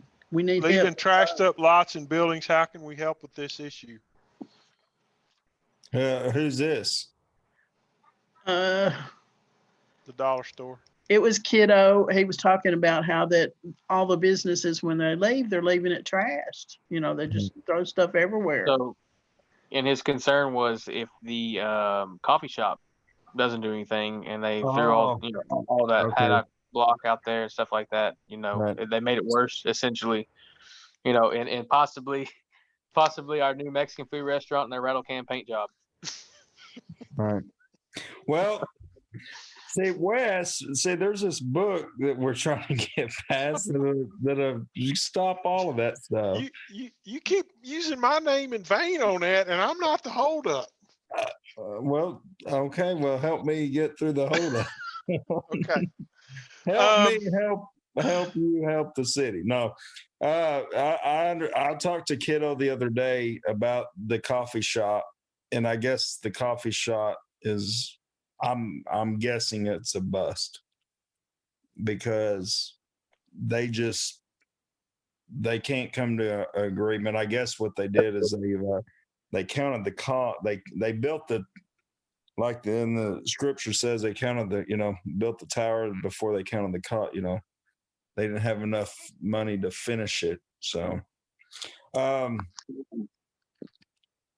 that would be something, I guess, for me and Susie for the code enforcement. But it's not only that, the plumbing shop down there, anybody that's leaving need to keep it picked up or get it picked Right. up. I don't know. It's bad. It's Yeah. bad for Lonoke. Right. Because I know the dollar store, they left a bunch of stuff and They did eventually come and get it, but it took them a long time. it took a while. But if you noticed,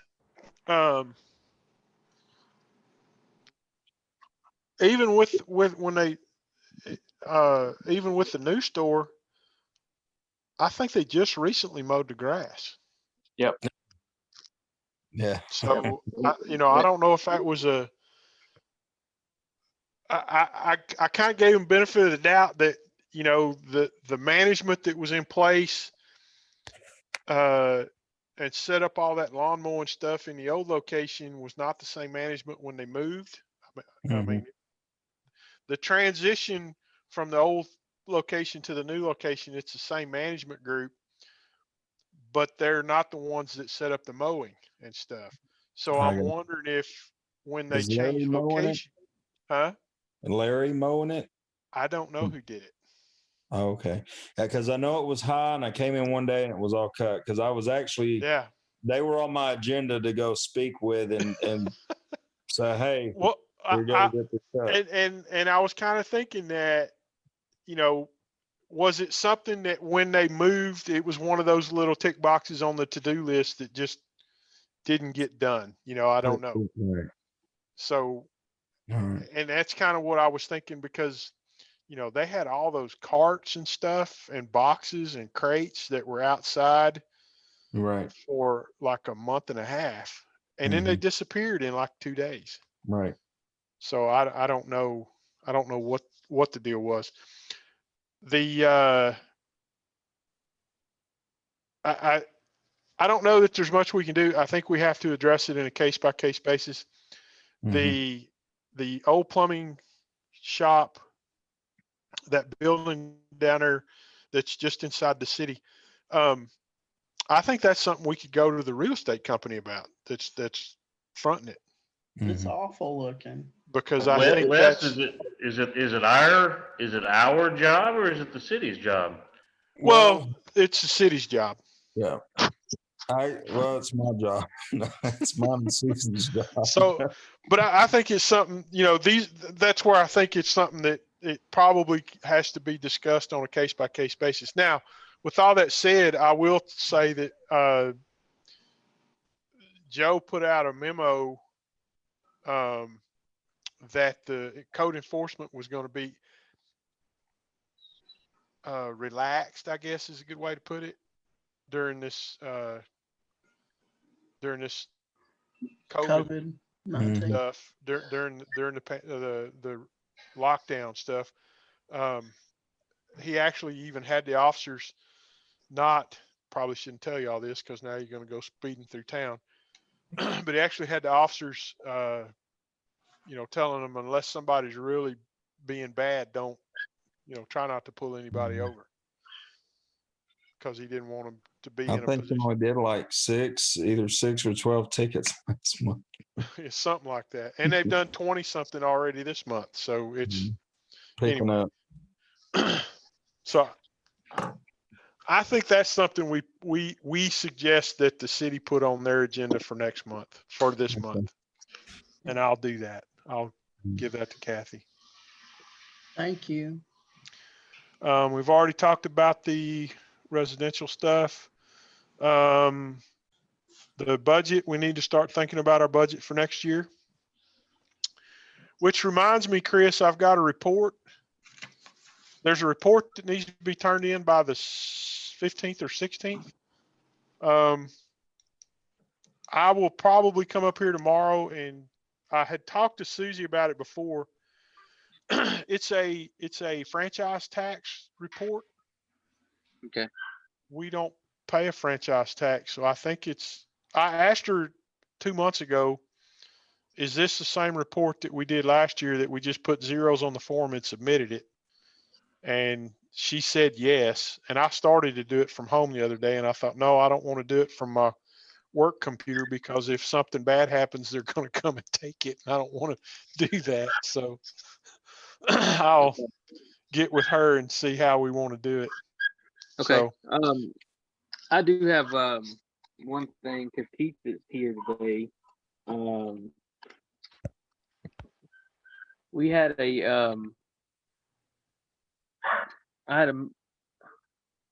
said ask Keith Burns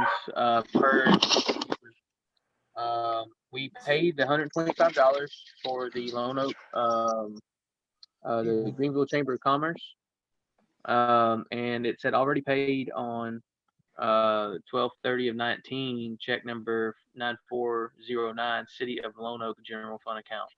So City of Lone Oak paid our dues. This is what it looks like on that Greenville Chamber of Commerce. And Susie Cooper told me, said ask Keith about that. What do you need to know specifically? Is that obviously that was before me? Is that some kind of agreement we had in place for the city to take care of that, or when I thought when we originally joined the Greenville Chamber that there were two accounts set up, one for the city and one for the EDC, and it was $125 a piece. That's right. Well, a nonprofit, our lowest membership dues is $250, but a nonprofit, so a municipality, a church, whatever, can be $125. Okay. And that would be the EDC, and I do believe the city did join. It'd be the same thing for Lone Oak ISD or Hunt County, anything like that, they can join for $125. So I do not know who paid it. I can look it up when I go back to the office, but I don't know who paid it. They returned our check on that deal. And said already paid and gave me a check number 9409, City of Lone Oak General Fund. And so anyway, we had this money, and I don't believe I have refunded that back to our account yet, because I had obviously before we get our audit and all, we need to figure out. When did this cross your desk? This came since the COVID thing. So when I picked up, I guess it would be March's statement. Yeah. Miss Susie Cooper handed me that. Yeah. And then we didn't meet in March. And the question for you, Keith, is the city paid $125. Does the EDC also need to pay $125? If you want to be separate entities within the membership, yes. If you want to be City of Lone Oak and the Lone Oak Economic Development Board, it would be 125 apiece. Okay. I thought That it way was you would, two. Oh, go ahead. you would be in the directory, you would be online, you would be everything, you would be separate members within the Greenville Chamber and then representing Lone Oak. I Okay. could not take a single $125 payment and make you the City of Lone Oak / the EDC. Okay. I thought it was like 250 and we were splitting it with the city. I don't remember. I don't think I'd have so, Kenny, because like I Right. say, we have a 200, our smallest basic membership is 250. Mhm. Or, a flower shop or a bank or a barber shop or whatever. But for a nonprofit, we cut that in half to 125. So Okay. it's 125 for the Methodist church. It's 125 for the Baptist church. It's I got you. 125 for the city, whatever. So I would have figured that the city would have cut a check for 125 and that the EDC would have cut a check for 125. Okay. that is what I thought too. So I will get with Kathy tomorrow and ask her if, Well, Well- that's what we did, and they sent our money back. They sent, sent the EDC's money back. Well, They let me say this to y'all. We had a young lady working for us that had been there 5 or 6 years. Y'all may know Shelley Corrales. She does an excellent job. She resigned and was gone for 6 to 8 months. And my boss put a young lady in charge of the finances. He was hoping she could handle the job. She was poor at it. She was very poor at it. And there were a lot of mistakes made. And now Okay. Shelley has come back to work for us, and she is straightening out a lot of things. Okay. So if y'all have if the city cut a check and the EDC cut a check, and y'all want to be separately members, I can, if one of y'all, Chris or Susie, if y'all send me or give me tonight that check number and everything, I'll check on it. But it sounds Okay. like it was a mistake to me. That's Our what it check sounds number, like. I've got the check here is 1025 is our check number that we wrote to the Chamber of Commerce. And it was returned.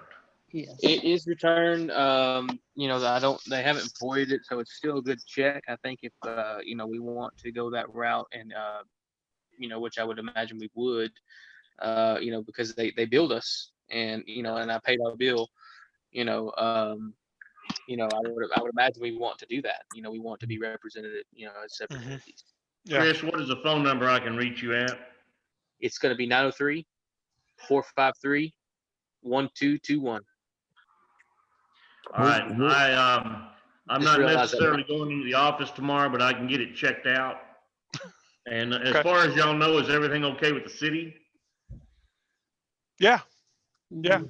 We don't The care city- about the city. the city paid theirs, and that's I think that's where the confusion is I think it is. that they thought whoever received the check thought that we were one entity. Chris, when did you get the check back? So I received this. So North Texas. So the stamp, like I guess the stamp on this says February 19th of 2020. I got this in March's business. I'm sorry, what was dated February 19th? So the envelope that we received from Greenville Chamber was like the postmark on it was February 19th. Okay, And then I received this with our March business. This check was dated February the 6th.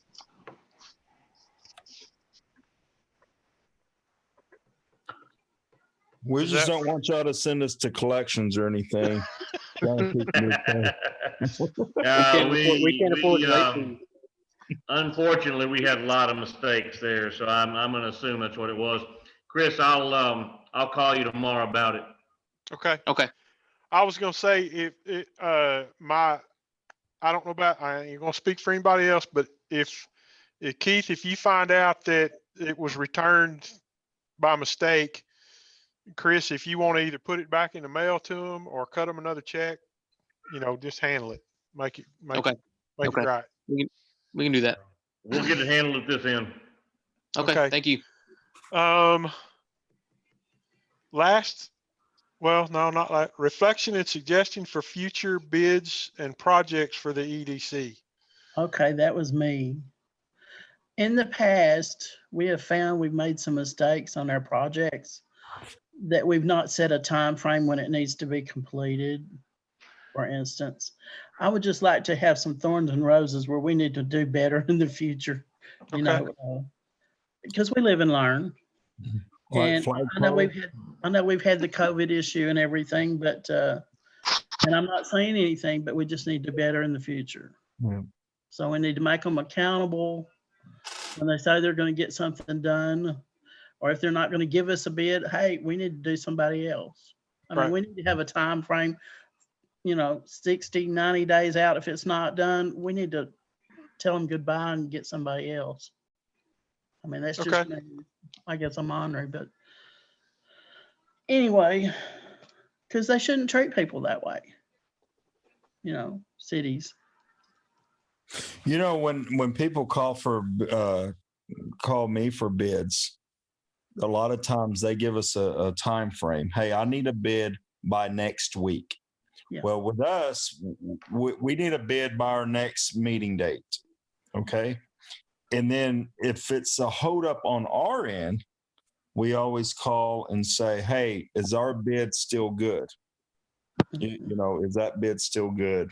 Because, price of materials go up and whatnot. But we should that's give true. them, we should always give them, hey, we need a bid and that's 30 days. So why don't you guys get together and y'all devise something or another we can hand somebody. I need this bid, and this is a standard form we give them. mm-hmm. Y'all can do that. Mm-hmm. I'm busy. We can do that. Okay.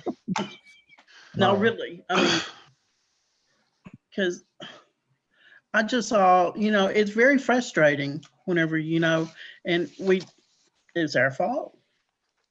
And we just need to do better and make them accountable. So are you talking like maybe a letter that we send them, say like Jimmy Slim? Bid request. Yes, a bid request. That's what I'm talking about. A general form where you can hand it to somebody. We need this so-and-so project, and you've got this much time to get it done. And if not, right. And even put in it whenever you do the project, we expect it to be done. We Right. understand that there can be things that come up, but it needs to be reasonable too. Mm-hmm. So we could come up with a generic bid request and have a spot for company name and just a short, brief description of our project that we're wanting done. The scope of like work. yes, and whatever you're requiring the requirements to get the project done. The A scope of good work. picture, Yeah, not and something then hand scratched on the paper. Absolutely, or just word by mouth. Because when you just call, say like Jimmy Slimmons, and I'm not bashing him or nothing, but when you call Jimmy and say, "Hey Jimmy, we need trash compactor," well, just by telling him on the phone, he's probably forgot by the end of the day. We've forgotten. So that's our fault. We should have wrote it all down. I'm just saying, let's be okay. Look forward and let's make it better. Okay. Yeah, absolutely. I think even the time frame needs to be like a blank, blank days, and in that way that can be a evolving thing for the type of project being done. You have 6 weeks to do a sign installation, for instance. Any kind of project, you've got a 30, 60, 90, 120 days, where you add on it, what's the problem? How can we help you? We always need a bid. We need the bid back by 30 days so we can meet on it and approve it. And then we can put a thing on there, say, hey, all right, so we have a spot here for, we need a bid by 30 days. And then we need the project completed by 60 days or 90 days or 2 years or whatever the case may be. But I just think I saw that we need to improve on that. Okay. Okay.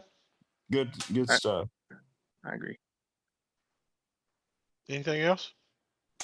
One, Wes, you're gonna hate me on this one. Chris Moore. So something about a $250 monthly charge. I've heard about it and heard about it. $250 monthly charge added every month to his water bill. So, all right. So this was brought up by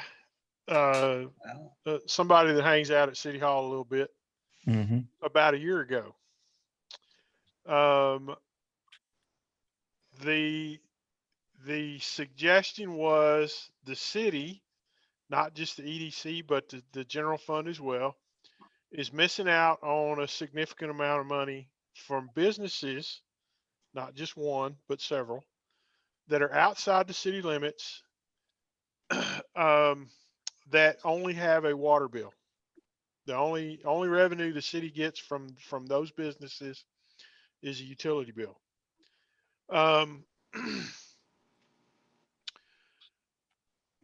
At the time that it was proposed, Doug and I kind of talked about it, and we said the optics of this are horrible. If we go to the council and say we want to have a surcharge for businesses outside the city limits of $250 or $500 or whatever it was, it's going to come right back on us because we're going to be picking on Chris Moore. Yeah. So Doug and I kind of talked about it, and we said, yeah, we can't do that. It's not worth the headache and the hassle that it's going to generate. So we didn't do anything with it. So last month I asked for it to be on the agenda because things have changed significantly. We approved a $250 surcharge for businesses that receive city services outside the city limits, to be added to their utility bill. However, Doug and I have kind of talked after that, mainly because Chris called us, and Doug had actually talked to Corey about it after the meeting, and $250 is a little bit excessive. And after the meeting, I was thinking about it too. $250 a month for 12 months is what, $6,000. The whole intent is it 6,000? No, it's not 6,000. It's 3,000. The whole intent is to recover property tax and sales tax potentially. Mm-hmm. Well, on a $300,000 business, the property tax is not $3,000. It'd be more like the city's part, right? Mm-hmm. Because that's what we're talking about. It'd be more like $1,500.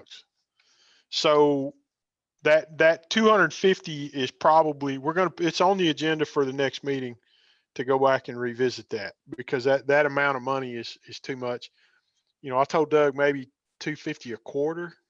See, and like Chris that. told me, he said $50 a month, they would be okay with that. That's what Doug said.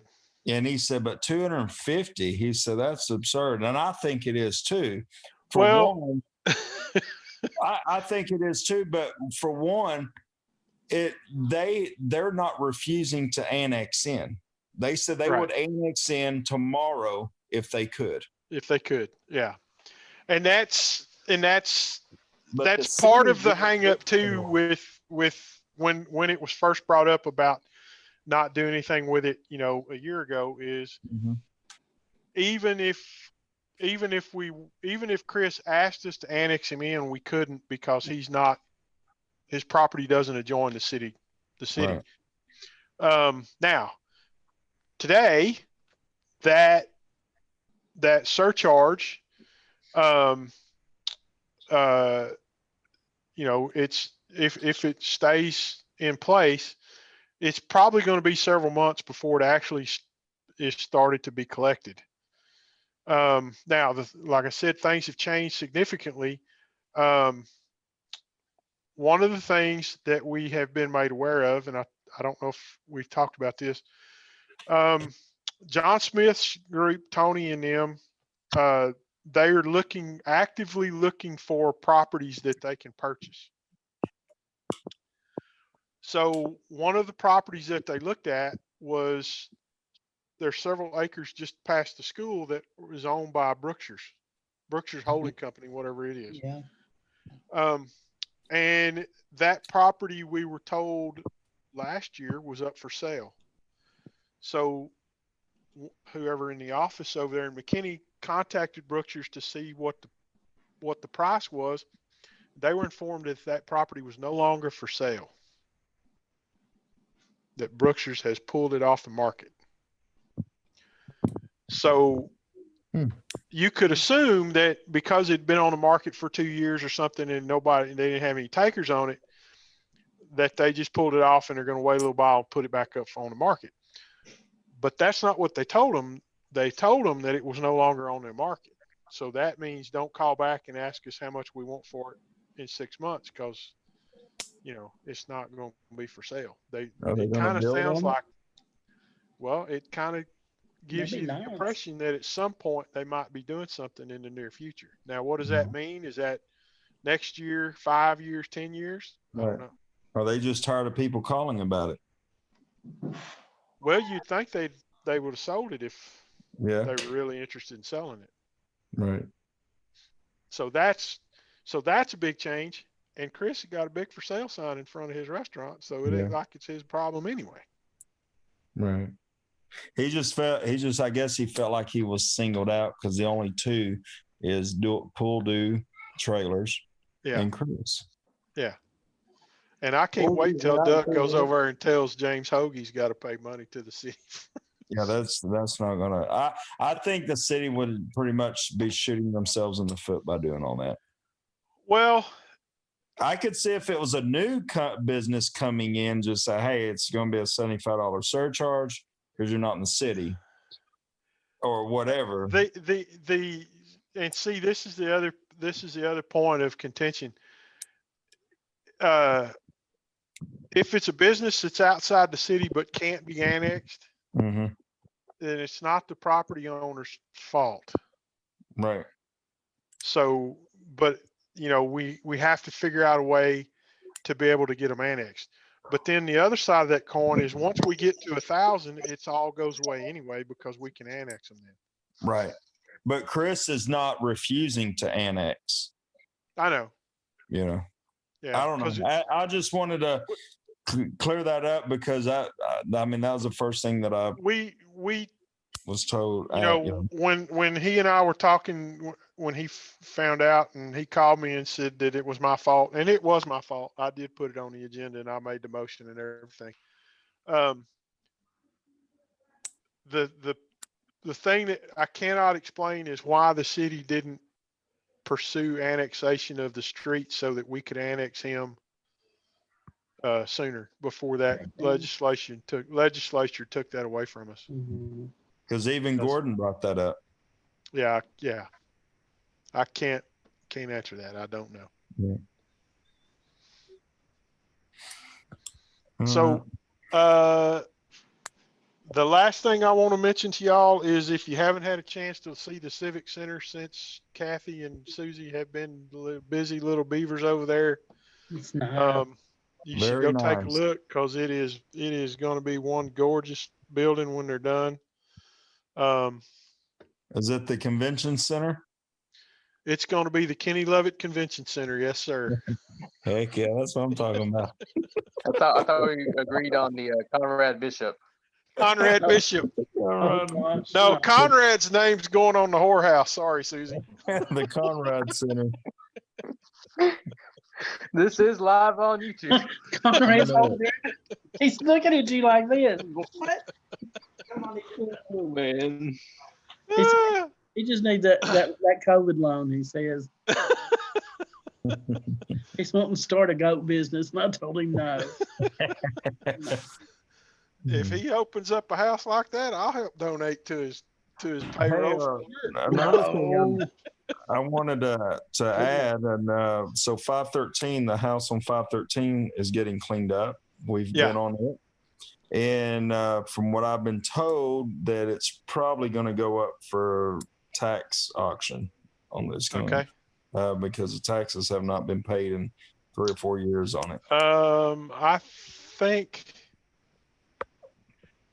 Joe said the other day, maybe next year. It might have another year on it. Yeah, so if Tony or, hey, if they're into development, there's some lots that they could buy, to make it good option. From what Joe was telling us on that particular one, one part of the family wants to sell it and another part doesn't. Right. And that's kind of where it is. That's The kind uncle of the died or something and left it, or the dad, somebody died and they left it to a bunch of kids. Yeah. Yeah. Yeah. All right. Last out. Is there anything to be added to the agenda for next time? Item 9.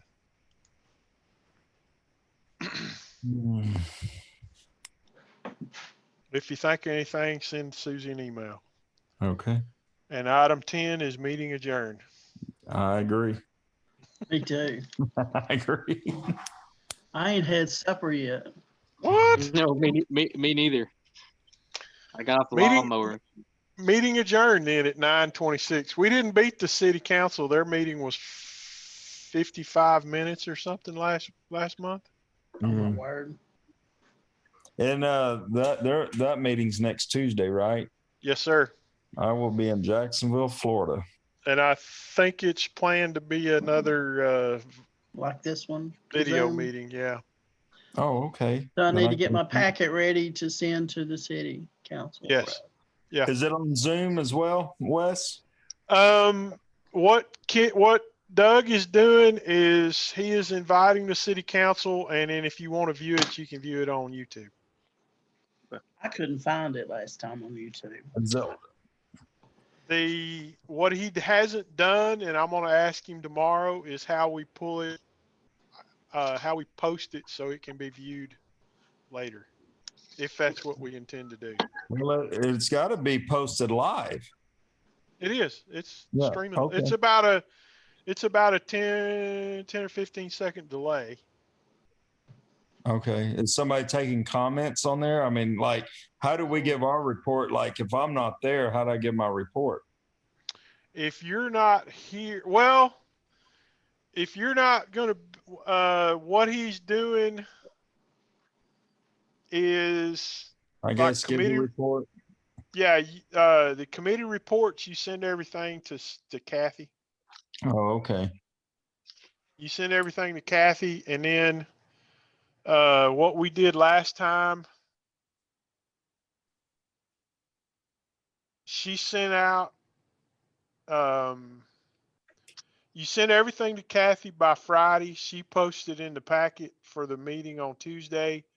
And then if you have any questions for the committee reports, like police chief, water department, blah, blah, blah, then you send that back to Doug and he would get answered, if you had follow-up questions. Okay. I got you. So when I chewed Corey out for that hole down there on Gladys Street being open for 6 weeks, I got an answer pretty quick. Wasn't what I wanted, but I got one. Right. Anyway. All right. I'm out of here. All right. Ah, See Thank y'all y'all later. very much. talk to you All right. later. Bye-bye.